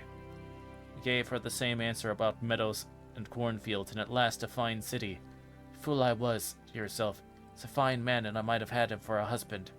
Last they were coming up to a poor cabin. Why are you bringing me here? Said the poor lady. This is my house, said he, and now it's yours. To cry, but she was tired and hungry, and she went in with him. Fuck! There was neither a table laid nor a fire burning. She was obliged to help her husband to light it, and boil their dinner, and clean up the place after. And next day he made her put on a stuff gown and a cotton handkerchief. When she had her house readied up, and no business to keep her employed, she brought home willows, peeled them, and showed her how to make baskets. But the hard twigs bruised her delicate fingers, and she began to cry. Well, then he asked her to mend their clothes, but the needle drew blood from her fingers, and she cried again. He couldn't bear to see her tears, so he bought a creel of earthenware, and sent her to the market to sell them. This was the hardest trial of all, for she looked so handsome and sorrowful, and such a nice air about her, that all her pans and jugs and plates and dishes were gone before noon, and the only mark of her old pride she showed was a slap she gave a Bucking across the face when he asked her to go in and take share of a quart. Well, her husband was so glad he sent her with another creel the next day, but faith, her luck was after deserting her. A drunk huntsman came upon riding, and his beast got in among her ware, and made brish of every mother's son of him. She went home crying, and her husband wasn't at all pleased. I see, said he. Not for business. Come along, I'll get you a kitchen maid's place in the palace. I know the cook. So the poor thing was obliged to stifle her pride once more. She was kept very busy, and the footman and the butler would be very impudent about looking for a kiss. But she let out a screech out of her the first attempt was made, and the cook gave the fellow such a lambasting with the besom that he made no second offer. She went home to her husband every night, and she carried broken victuals wrapped in papers in her side pockets. A week after she got service, there was great hustle in the kitchen. The king, who was going to be married, but no one knew who the bride was to be. One evening, the cook filled the princess's pockets with cold meat and puddings, and said he, Before you go, let's have a look at the great doings in the big parlor.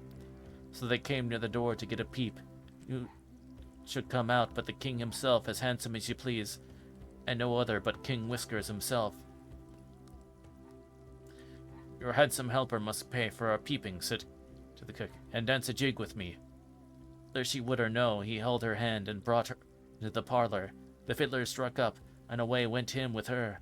But they hadn't danced 2 steps when the meat and the puddings flew out of her pockets. Everyone roared out, and she flew to the door, crying piteously. But she was soon caught by the king and taken into the back parlor. Don't you know me, my darling, said he. I'm both King Whiskers, your husband, the ballad singer, and the drunken huntsman. Your father knew me well enough when he gave you to me, and all was to drive your pride out of you. Well, she didn't know how she was with fright and shame and love. Love was uppermost anyhow, for she laid her head on her husband's breast and cried like a child. The maids of honor soon had her way and dressed her as fine as pins could do it, and there were her mother and father too. And while the company was wondering what end of the handsome girl and the king, he and his queen, who they didn't know, in her fine clothes, and the other king and queen came in, and such rejoicings and fine doing as there was, none of us will ever see anyway.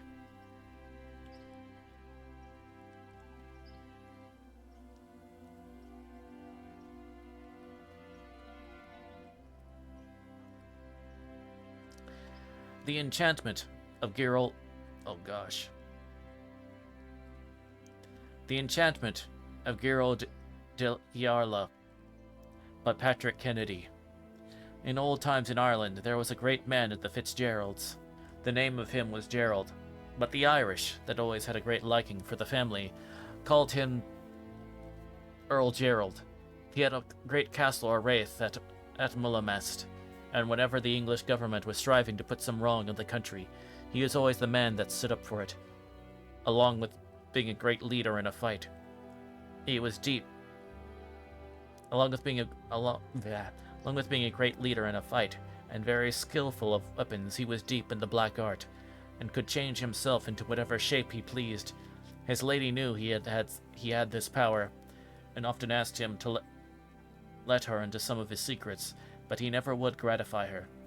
She wanted particularly to see him in some strange shape, but he put her off and off on one pretense or another. But she wouldn't be a woman if she added perseverance, and so at last he let her know that if she took the least fright, while he'd be out of his natural form, he would never recover it till many generations of men would be under the mold. Oh, she wouldn't be a fit wife for Oda Jarl if she could be easily frightened. Let him but gratify her and this woman, he'd see what a beautiful hero she was. So one beautiful summer evening, as they were sitting in their grand drawing room, he turned his face away from her and muttered some words. And while you'd think he was clever and clean out of sight, and a lovely goldfinch was flying about the room. The lady, as courageous as she thought herself, was a little startled, but she held her own pretty well, especially when he came and perched on her shoulder, and shook his wings and put his little beak to her lips, and whistled the delightfulest tune you ever heard. William flew in circles around the room and played hide-and-go-seek with his lady, and flew out into the garden, and flew back again and lay down in her lap as he was asleep, and jumped up again. Well, when the thing had lasted long enough to satisfy both, he took one flight more into the open air. But by my word, he was soon on his return. He flew right into his lady's bosom, and next morning a fierce hawk was after him. The wife gave one loud scream, though there was no need, for the wild bird came in like an arrow and struck against the table with such a force that the life was dashed out of him. She turned her eyes from his quivering body to where she saw the goldfinch an instant before, but neither Goldfinch nor Earl Gerald did she ever lay eyes on, nor Earl Gerald did she ever lay eyes on again. Once every single year the Earl rides around the Curragh of Kildare on a steed, whose silver shoes were half an inch thick the time he disappeared, and when these shoes are worn as thin as a cat's ear, he will restore to the society of living men, fight a great battle with the English, and reign King of Ireland for 20 years. Himself and his warriors are now sleeping in a long cavern under Rath of Mullamast. There is a table running along through the middle of the cave. The Earl is sitting at the head, and his troopers down along in complete armor both sides of the table, and their heads resting on it. Their horses, saddled and bridled, are standing beneath their masters in their stalls at each day, and when the day comes, the miller's son that's to be born with 6 fingers on each hand will blow his trumpet, and the horses will stamp and whinny, and the knights awake and mount their steeds, and go forth to battle. Some night that happens once in every 7 years, while the Earl is riding around the Curragh, the entrance may be seen by anyone chancing to pass by. About 100 years ago, a horse dealer that was late abroad and a little drunk saw the lighted cavern and went in. The lights and the stillness and the sight of the men in armor cowed him a good deal, and he became sober. His hands began to tremble and let a bridle fall on the pavement. The sound of the bit echoed through the long cave, and one of the warriors that was next to him lifted his head a little and said in a deep, hoarse voice, "Is it time yet?" He had the wit to say, "Not yet, but soon will," and the heavy helmet sunk down on the table. The horse dealer made the best of his way out, and I never heard of any other one having got the same opportunity.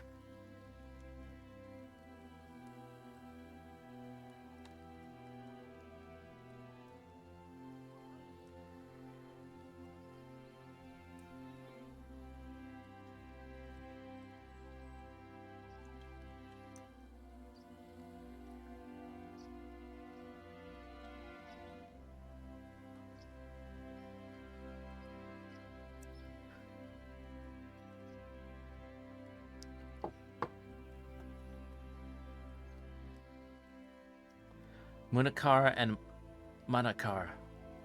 Or Munachar and Munachar and Manachar. Translated literally from the Irish by Douglas Hyde. There once lived a Munachar and a Manachar a long time ago, and it is a long time since it was, and they were alive when they would alive then, they would not be alive now. They went out together to pick raspberries, and as many as Munachar used to pick, Manachar used to eat. Munachar said he must go look for a rod to make a gad, a withy band, to hang Manachar, who ate his raspberries every one, and he came to the rod. "God save you," said the rod. "God and Mary save you. How far are you going?" "Going looking for a rod to make a gad to hang Manachar, who ate my raspberries every one." "You will not get me," said the rod, "until you get an axe to cut me." He comes to the axe. "God save you," said the axe. "God and Mary save you. How far are you going?" "Going looking for an axe to cut a rod to make a gad to hang Manachar, who ate my raspberries every one." "You will not get me," said the axe, "until you get a flag to edge me." He says to the flag, "God save you," says the flag. "God and Mary save you. How far are you going?" "Going looking for an axe axe to cut a rod to make a gad to hang Manachar, who ate my raspberries, every one. You will not get me, says the flag, till you get water to wet me. He came to the water. God save you, says the water. God and Mary save you. How far are you going? Going looking for water. Water to wet a flag, to edge axe. Axe to cut a rod to make a gad to hang Manachar, who ate my raspberries, every one. You will not get me, said the water, until you get a deer who will swim me. He came to the deer. God save you, says the deer. God and Mary save you. How far are you going? Going looking for a deer to swim water to wet flag to edge axe to cut a rod to make a gad to hang Manachar, who ate my raspberries, every one. You will not get me, said the deer, until you get a hound who will hunt me. He came to the hound. God save you, says the hound. God and Mary save you. How far are you going? Going looking for a hound to hunt deer to swim water to wet flag to edge axe to cut a rod to make a gad to hang Manachar, who ate my raspberries, every one.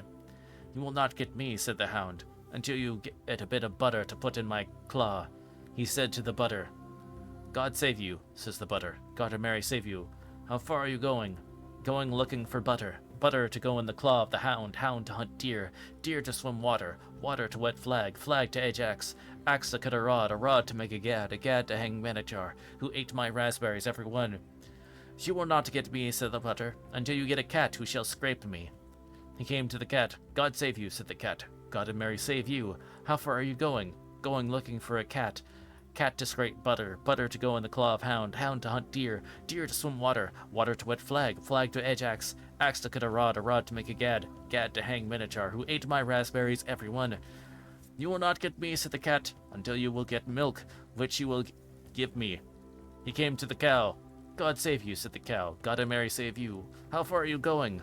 Going looking for a cow to give me milk I will give to the cat to scrape butter to go in the claw of hound to hunt deer to swim water to wet flag to edge axe to cut a rod to make a gad to hang Manachar, who ate my raspberries, every one.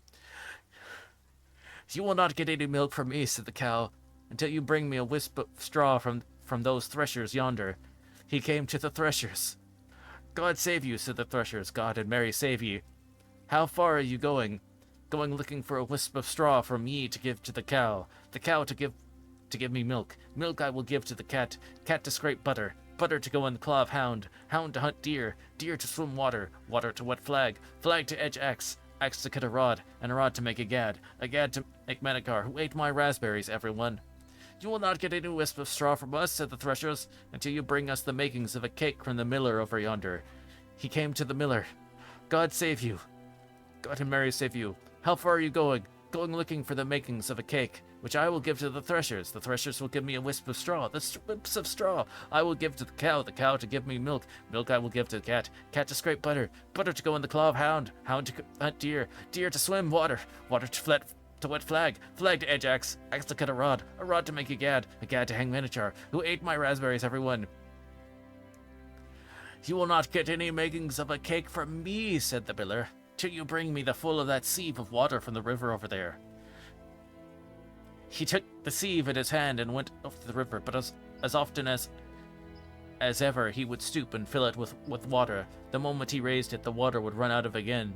And sure, if he had been there from that day till this, he never would have filled it. The crow went flying over him, over his head. Dob, dob, said the crow. My soul to gods, then said Manachar. But the good advice you have.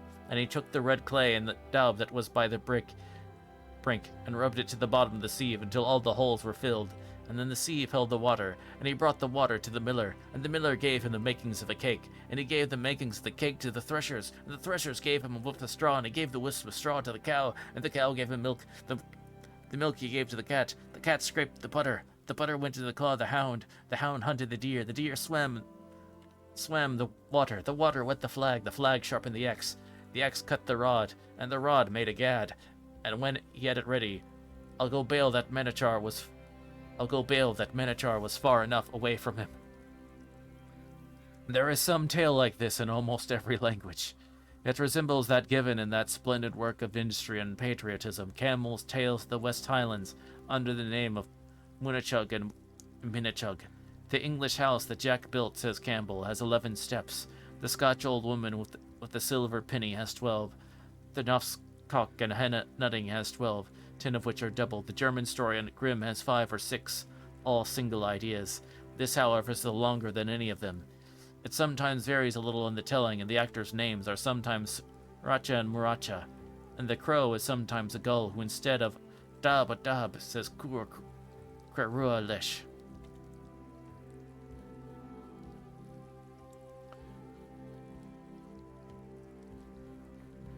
Oh gosh.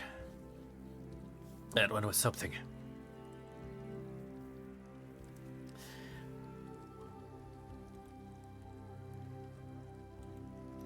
Donald and his neighbors. From Hibernian Tales. Hutton and Dudden and Donald O'Neary were near neighbors in the barony of Ballochconlig, and ploughed with 3 bullocks, but the 2 former, envying the present prosperity of the latter, determined to kill his bullock, to prevent his farm being properly cultivated and labored.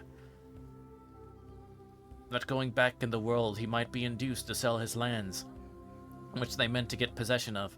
Poor Donald, finding his bullock killed, immediately skinned it, and throwing the skin over his shoulder with the fleshy side out, set off to the next town with it to dispose of it to the best of his advantage. Going along the road, a magpie flew on top of the hide, and began picking it, chattering all the time. The bird had been taught to speak and imitate the human voice, and Donald, thinking he understood some words it was saying, put round his hand and caught hold of it. Having got possession of it, he put it under his great coat, and so went on to town. Having sold the hide, he went into an inn to take a dram, and following the landlady into the cellar, he gave the bird a squeeze which made it chatter some broken accents that surprised her very much. "What is that I hear?" said she to Donald. "I think it is talk, and yet I do not understand." "Indeed," said Donald, "it is a bird that I have that tells me everything, and I always carry it with me to know when there is any danger. Faith," says he, "it says you have far better liquor than you are giving me." "That is strange," said she, going to another cask of better quality, and asking him if he would sell the bird. "I will," said Donald, "if I get enough for it. I will fill your hat with silver if you leave it with me." Donald was glad to hear the news, and taking the silver, set off rejoicing at his good luck. He had not been long at home until he met with Hutton and Dudden. "Mister," said he, "thought you had done me a bad turn, but you could not have done me a better. For look here, what I've got for the hide," showing them a hatful of silver. You never saw such a demand for hides in your life. Oh gosh, I know where it's going. Hutton and Dudden that very night killed their bullocks and set out the next morning to sell their hides. On coming to the place, they went through all the merchants and could only get a trifle for them. At last, they had to take what they could get, and came home in a great rage, and vowing revenge on poor Donald. He had a pretty good guess how matters would turn out, and he being under the kitchen window, he was afraid they would rob him or perhaps kill him when asleep, and on that account, when he was going to bed, he left his old mother in his place, and lay down in her bed, which was side of the house, and they taking the old woman for Donald, choked her in her bed. But he making some noise, they had to retreat, and leave the money behind him, which grieved them very much. However, by daybreak, Donald got his mother on his back and carried her to town. Stopping at a well, he fixed his mother with her staff, as if he was stooping for a drink, and then into a public house convenient and called for a dram. "I wish it," said he to old Minnichog, "you would tell my mother to come in. She is at yon unwell, trying to get a drink, and she is hard of hearing. She does not observe you. Give her a little shake and tell her that I want her." One called her several times, but she seemed to take no notice. At length she went to her and shook her by the arm, but when she let her go again, she tumbled on her head into the well, and as the woman thought, she was drowned. She, in her great surprise and fear at the accident, told Donald what happened. "Oh, mercy," said he, "what is this?" He ran and pulled her out of the well, weeping and lamenting all the time, and acting in such a manner that he had lost his senses. The woman, on the other hand, was far worse than Donald, for his grief was only feigned, but she imagined herself to be the cause of the old woman's death. The inhabitants of the town, hearing what had happened, agreed to make Donald up a good sum of money for his loss, as the accident happened in their place. and Donald brought a greater sum home with him than he got for the magpie.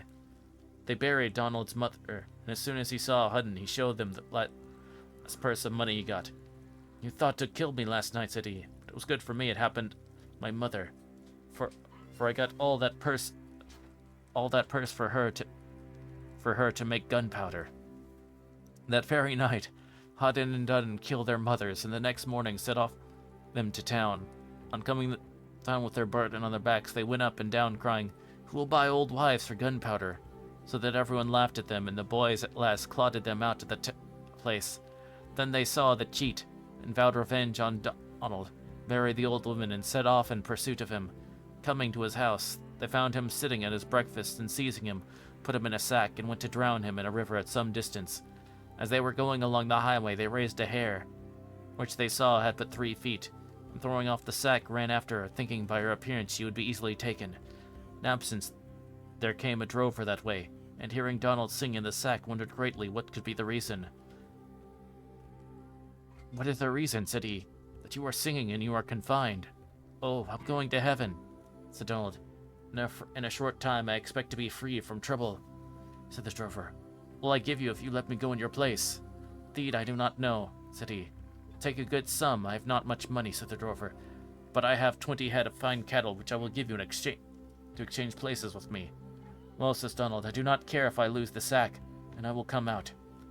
In a moment the drover liberated him, then went to the sack himself, and Donald drove home the fine heifers and left him in the pasture. Hudden and Dudden, having caught the hare, returned, and getting the sack on one of their backs, carried Donald, as they thought, to the river and threw him in, where he immediately sank. Then they marched home, intending to take immediate possession of Donald's property.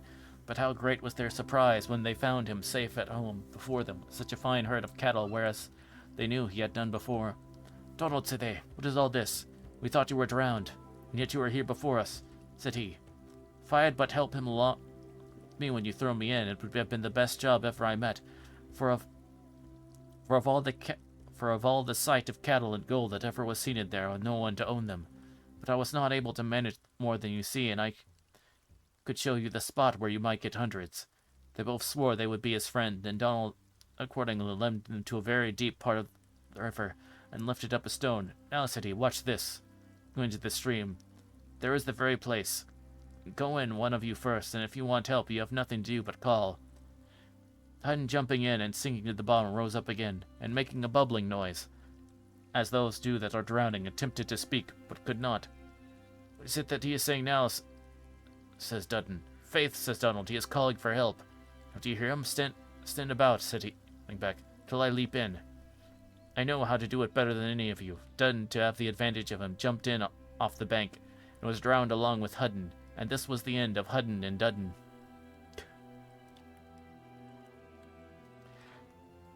Crap escalated in that.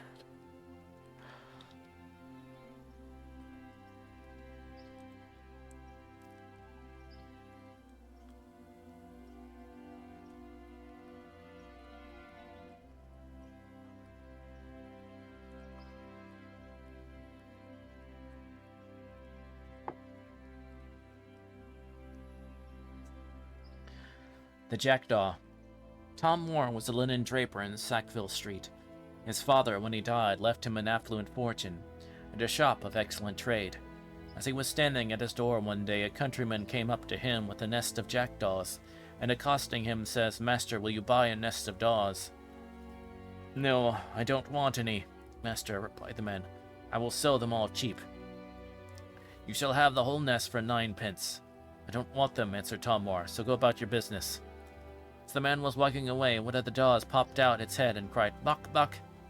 "Damn it," says Tom Moore, "that bird knows my name." "Hello, countryman, what will you take for that bird?" "You shall have him for 3 pence. Tom Moore bought him, had a cage made, and hung him up in the shop. The journeyman took much notice of the bird, and would frequently tap at the bottom of the cage and says, "Who are you? Who are you, Tom Moore of Sackville Street?" Short time the jackdaw learned these words, and if he wanted victuals or water, would strike his bill against the cage, turn up the white of his eyes, cock his head, and cry, "Who are you? Who are you? Tom Moore of Sackville Street." Tom Moore was fond of gaming, and often lost large sums of money Finding his business neglected in his absence, he had a small hazard table set up in one corner of his dining room and invited a party of his friends to play at it. The jackdaw had by this time become familiar. His cage was left open, and he hopped into every part of the house. Sometimes he got into the dining room, where the gentlemen were at play, and one of them being a constant winner, the others would say, "Damn it, how he nicks them." The bird learned these words also, and adding them to the former would call, Who are you? Who are you? Tom Moore of Sackville Street. Damn it, how he nicks them." Tom Moore, from repeated losses and neglect of business, failed in trade and became a prisoner in the fleet. He took his bird with him, and lived on the master's side, supported by friends in a decent manner. They would sometimes ask what brought you here, when he used to lift up hands and answer, "Bad company, by G." The bird learned this likewise. At the end of the former words would say, "What brought you here? Bad company, by G." Some of Tom Moore's friends died, others went abroad, and by degrees he was totally deserted, and removed to the common side of the prison, where the jail distemper soon attacked him. In the last stage of life, lying on a straw bed, the poor bird had been for 2 days without food or water, came to his feet, and striking his bill on the floor, calls out, "Who are you? Tom Moore of Sackville Street. Damn it, how he nicks them. Damn it, how he nicks them. What brought you here? Bad company, by G. Bad company, by G." Tom Moore, who had attended to the bird, was struck with his words. Reflecting on himself, cried out, "Good God, to what a situation am I reduced? My father, when he died, left me a good fortune and established trade. I have spent my fortune, ruined my business, and am now dying in a loathsome jail. To complete all, keeping that poor thing confined without support. I will endeavor to do one piece of justice before I die by setting him at liberty." He made a struggle to crawl from his straw bed, opened the casement, and out flew the bird. A flight of jackdaws from the temple were going over the jail, and Tom Moore's bird mixed among them. The gardener was then laying the plats at the temple gardens, and as often as he placed them in the day, the jackdaws pulled them up by night. They got a gun and attempted to shoot some of the birds, but being cunning birds, they always placed one as a watch in the stump of a hollow tree, who as soon as the gun was leveled cried, "Mock!" and away they flew. The gardeners were advised to get a net. The first night it was spread, they caught 15. Tom Moore's bird was amongst them. One of the men took the net into a garret of an uninhabited house, fastened the door and windows, and turns the bird. "Now," said he, "you black rascals, I will be revenged of you." Taking hold of the first at hand, he twists their neck, and throwing him down, cries, "There goes one." Tom Moore's bird, who had hopped up at a beam at one corner of the room, observed. As the man lays hold of the second, calls out, "Damn it, how he nicks them." The man, alarmed, cries, "Sure, I heard a voice, but the house is uninhabited and the door is fast. It can only be imagination." On laying hold of the third and twisting its neck, Tom Bird again says, "Damn it, how he nicks them." The man dropped the bird at his hand, and turning where the voice came from, seeing the other with his white mouth open, cries out, "Who are you?" To which the bird answered, "Tom Moore of Sackville Street. Tom Moore of Sackville Street." "The devil you are, and what brought you here?" Moore's bird, lifting up his pinions, answered, "Bad company, by G. Bad company, by G." The fellow, frightened almost out of his wits, opened the door, ran down the stairs and out to the house, followed by all the birds, who by this means regained their liberty.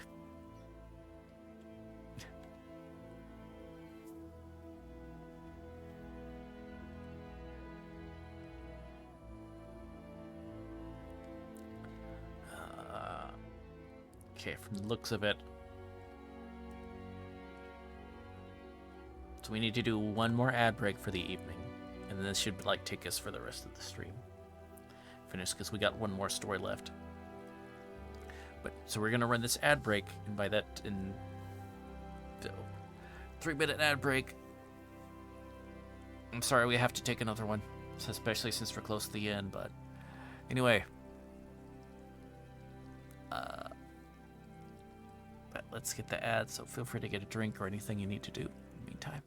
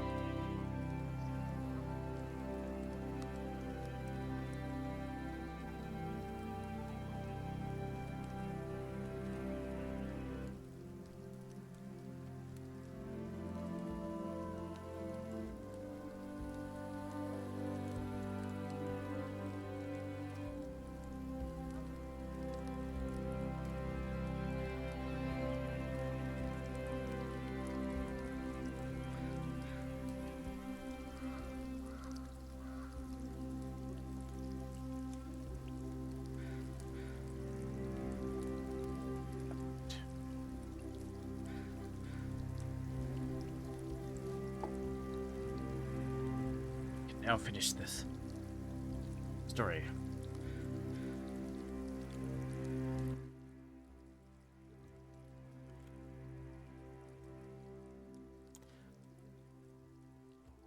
The story of Kaneda, or the Golden Apples of Low Earn.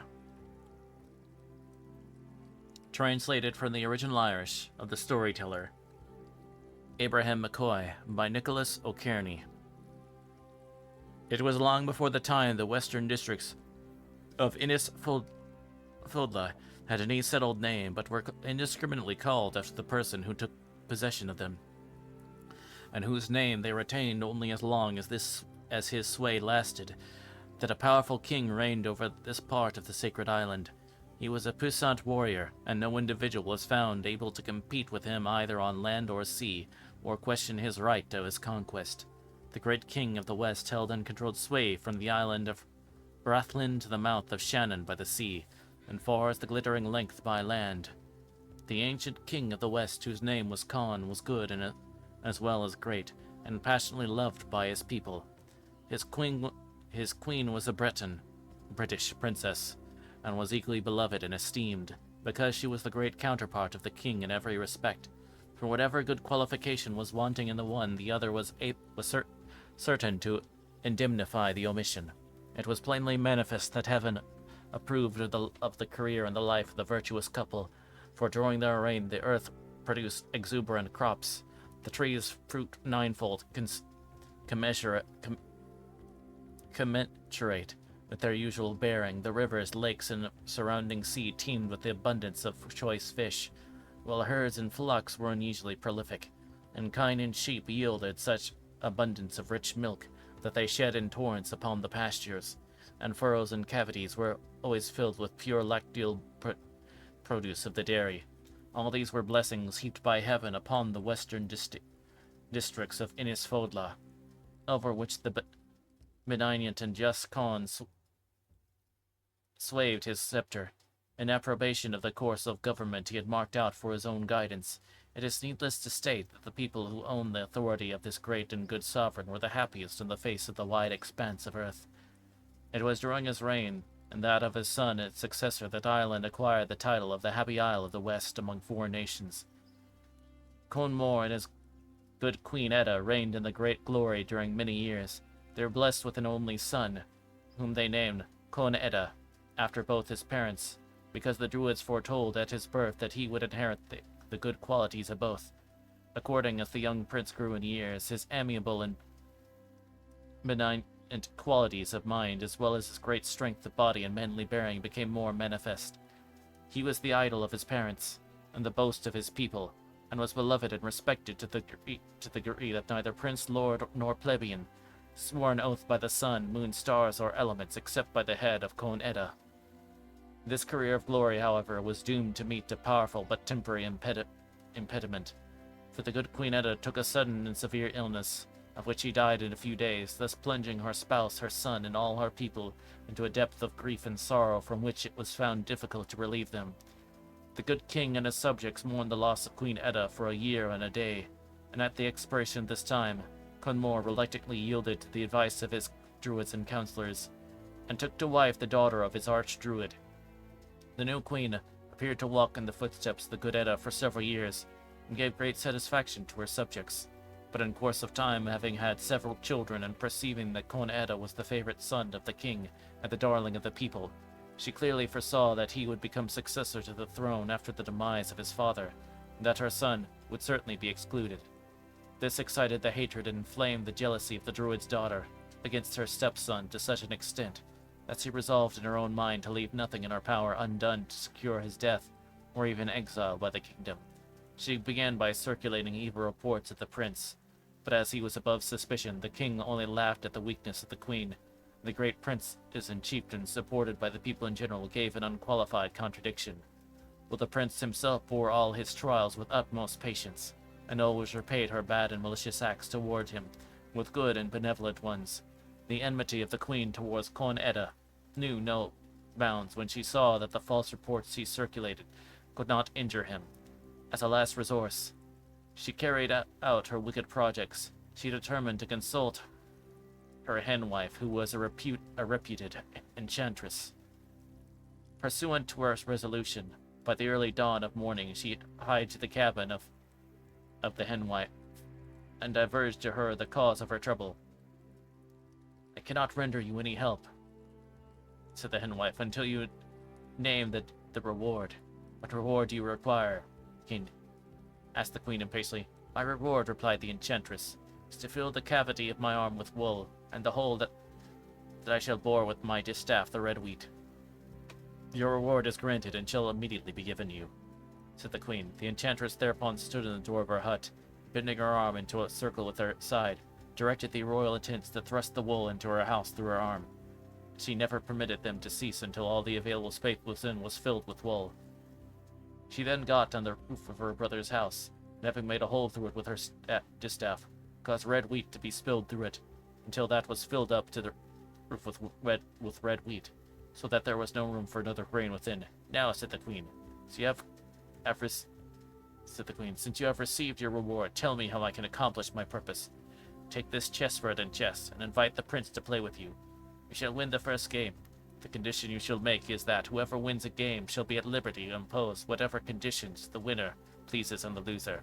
When you win, you must either bid the prince under penalty either to go into exile, or procure for you, within the space of a year and a day, the 3 golden apples that grew in the garden, the black steed, and a hound of supernatural powers called Samir, which are in the possession of the king of Fairbolg, of the Fairbolg race, who resides in Lao Ern.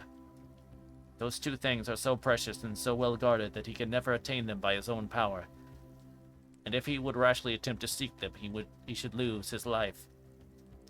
The queen was greatly pleased at the advice, and lost no time in inviting Cornetta to play a game at chess, under the conditions he had been instructed to arrange by the enchantress. The queen won the game, as the enchantress foretold, but so great was her anxiety to have the prince completely in her power, that she was tempted to challenge him to play his second game, which Cornetta, to her astonishment and no less mortification, easily won.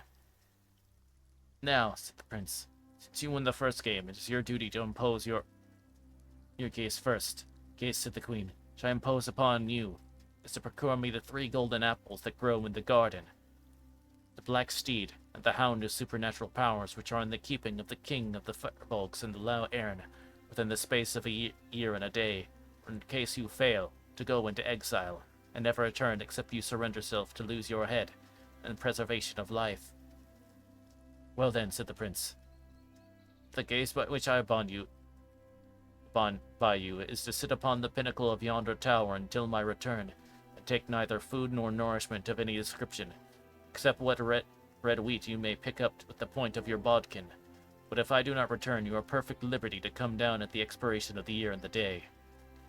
In consequence of the severe gaze imposed on, Cornetta was very much troubled in mind, and well knowing he had a long journey to make before he would reach his destination, immediately prepared to set out on his way, not however, before he had the satisfaction of witnessing the ascent of the queen to the place where she was obliged to remain exposed to the scorching sun of summer and the blasting storms of winter, for the space of 1 year and a day at least. Cornetta, being ignorant of what steps he should take to procure or each, though he was well aware that human energy would prove unavailing, thought proper to consult the great druid Fionn Dadna of Slabe Badna, who was a friend of his before he ventured to proceed to La Ern.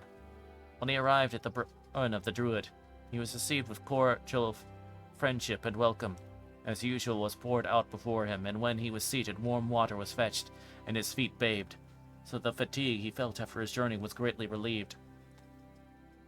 The druid, after partaking of refreshments consisting of the newest of foods and oldest of liquors, asked him the reason for paying the visit, and more particularly the cause of his sorrow, for the prince appeared exceedingly depressed in spirit.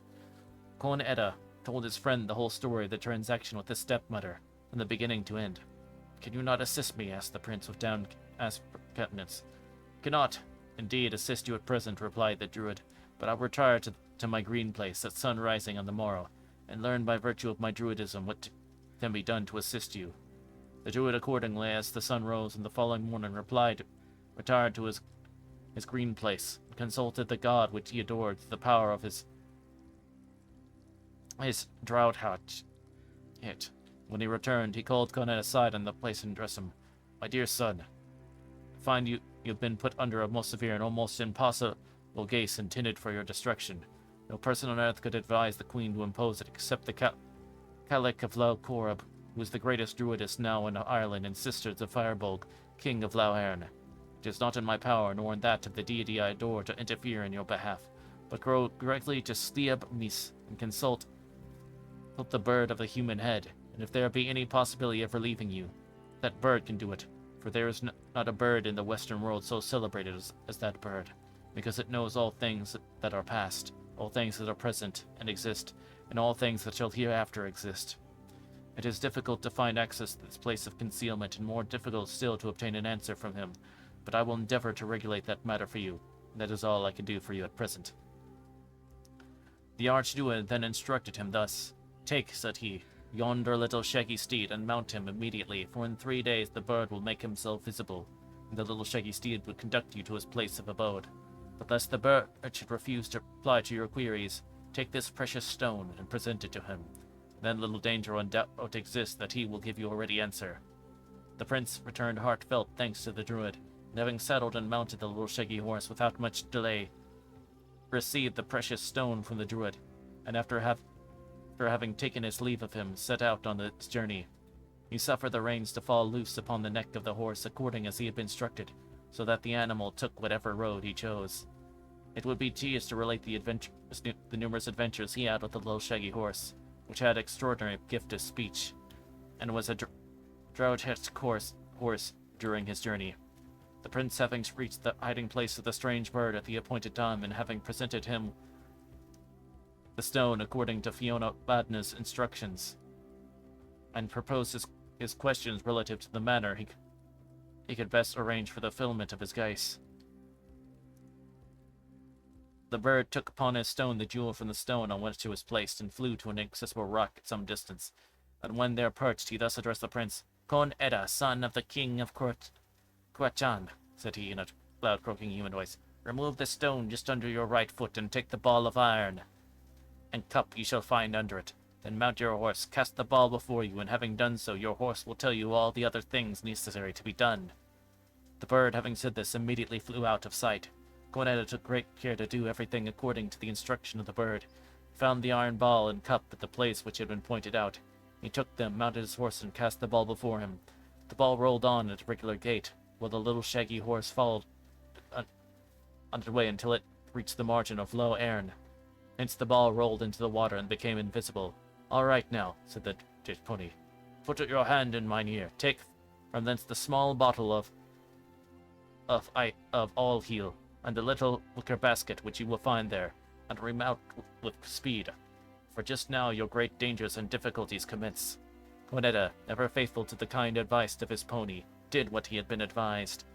Having taken the basket and the bottle of all heal from the animal's ear, he remounted and proceeded on his journey, while the water of the lake appeared only like an atmosphere above his head. When he entered the lake, the ball again appeared, and rolled along until it came to the margin, across which was a causeway, guarded by 3 frightful servants. The hissings of the 3 monsters was heard at a great distance, while in a near approach their yawning mouths and formidable fangs were quite sufficient to terrify the stoutest heart.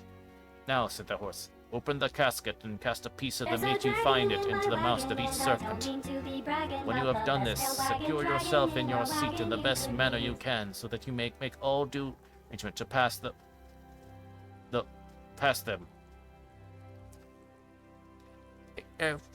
Welcome in the King Kobold, and thank you very much for the follow. I really appreciate it. Corn Edda flung the pieces of meat into the jaws of the serpent, with unerring aim. Bear a benison and victory, said the steed. You are a youth that will win and prosper. And on saying these words, he sprang aloft and cleared in his leap the river and the ford, guarded by the serpents. 7 measures beyond the margin. Are you still mounted, Prince Corn Edda? Said the steed. It has taken only half my exertion to remain so, replied Corn Edda. I find, said the pony, that you are a young prince that deserves to succeed. 1 danger is now over, but 2 others remain. They proceeded onwards after the ball until they came in view of a great mountain flaming with fire. "Hold yourself in readiness for another dangerous leap," said the horse. The trembling prince had no answer to make, but seated himself as securely as the magnitude of danger before him would permit. The horse in the next instant sprang from the earth and flew like an arrow over the burning mountains. "Are you still alive, Conetta, son of Conmore?" inquired the faithful horse. "I'm just alive and no more, for I'm greatly scorched," answered the prince.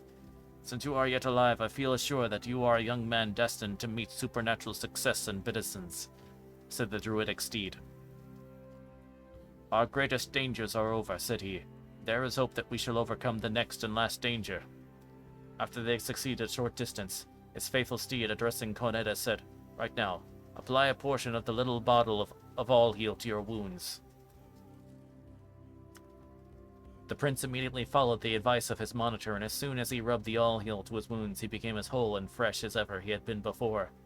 After having done this, Conetta remounted, and following the track of Ball, soon came in sight of a great city surrounded by high walls. The only gate that was visible was not defended by armed men, but by two great towers that emitted flames that could be seen at a great distance. "Alight on this plain," said the steed, "and take a small knife from my other ear. With this knife you shall kill and flay me.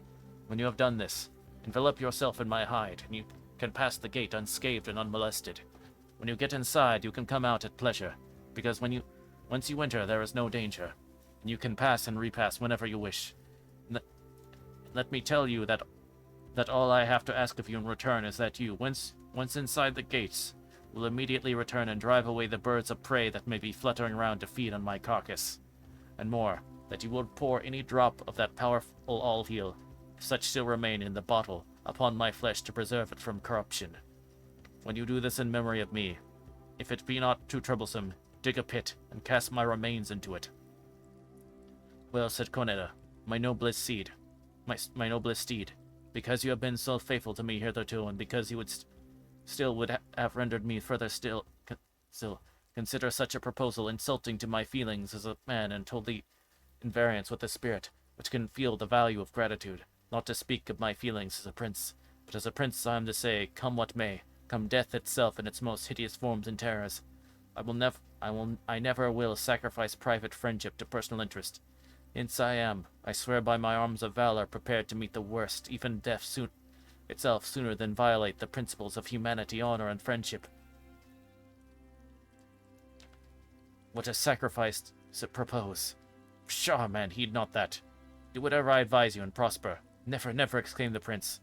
"Well then, son of the great western monarch," said the horse with a tone of sorrow, "if you do not follow my advice on this occasion, I tell you that both you and I shall perish and shall never meet again.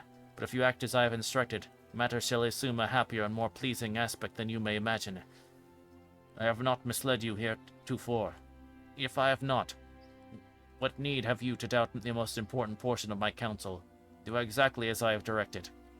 Else you will cause a worse fate than death to befall me.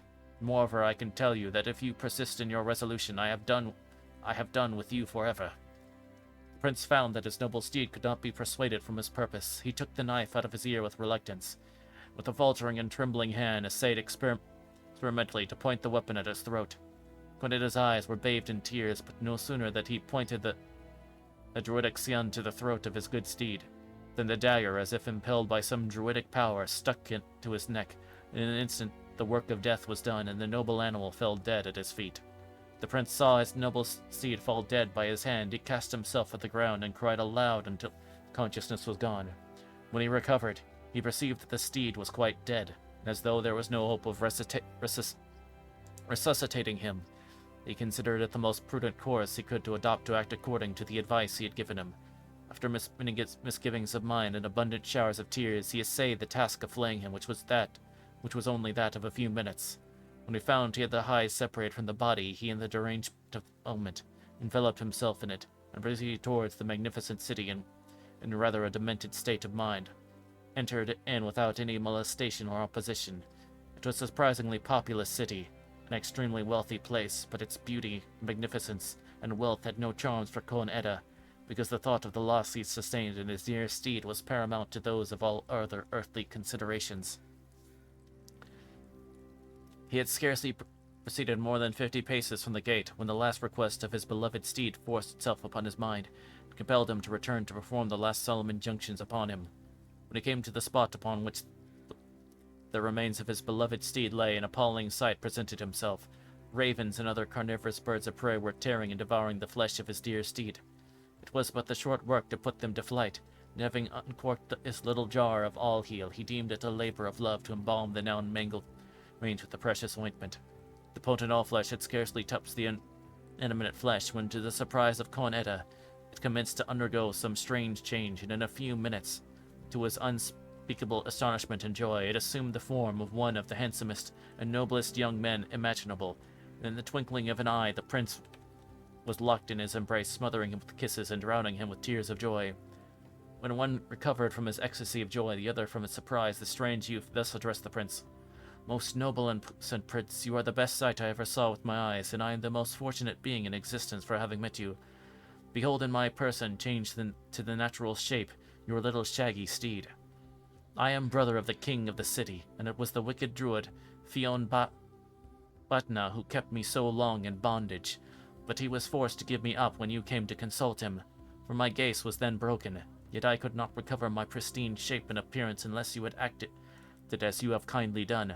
It was my own sister that urged the queen, your stepmother, to send you in quest of the steed and powerful puppy bound which my brother has now in keeping. My sister, rest assured, had no thought of doing you the least injury, but much good, as you will find hereafter, because if she was maliciously unkind toward you, she would have accomplished her ends without any trouble. In short, she only wanted you free from all future danger and disaster, and recover me from my relentless enemies through your instrumentality. Come with me, my friend, to deliver, and the steed and the puppy hound of extraordinary powers, and the golden apple shall be yours, and a cordial welcome shall greet you in my brother's abode, for you will deserve all this and much more." The exciting joy felt on the occasion was mutual, and they lost no time in idle congratulations, but proceeding on to the royal residence of the King of Loearn.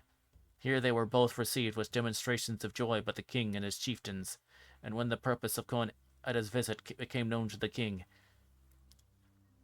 he gave a free consent to bestow on Con Eda the black steed, the Colleen Cona Ubad called Samir, and the 3 apples of health that were growing in his garden, under the special condition, however, that he would consent to remain as his guest until he could set out on his journey in proper time to fulfill his geese. Con Eda, at the earnest solicitation of his friends, consented, and remained in the royal residence of Firbolg, King of Loearn, in the enjoyment of the most delicious and fascinating pleasures during that period.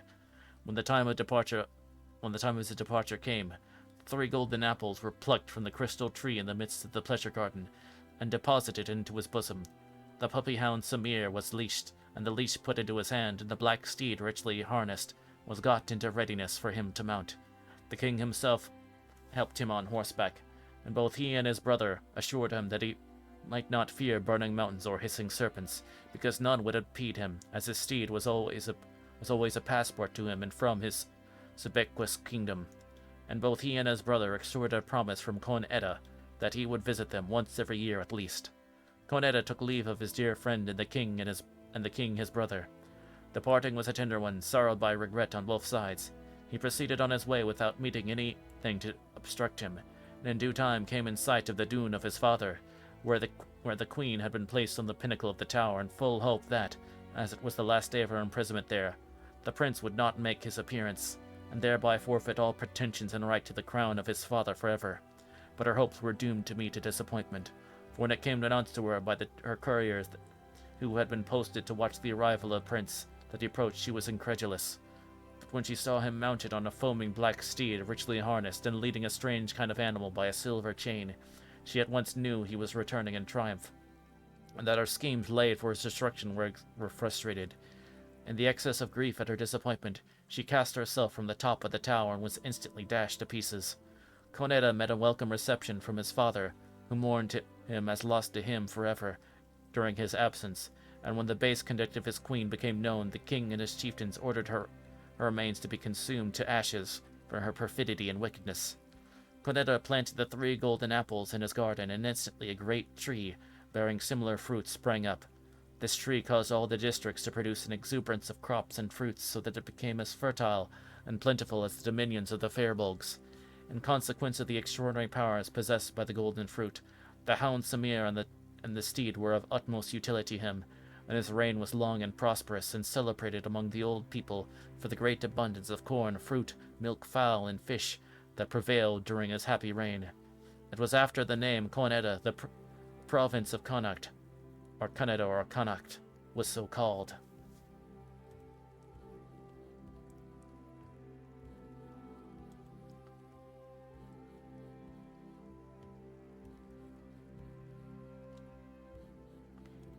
And that is the end.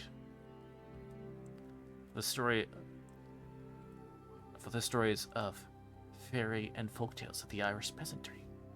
It's selected by William Butler Yeats. I hope you all enjoyed that. This was a pleasure to go through, even though there were a couple, 2 or 3 stories that were kind of stinkers that took forever to do. But most part, I enjoyed most of these. This is a fun experience. So, it's just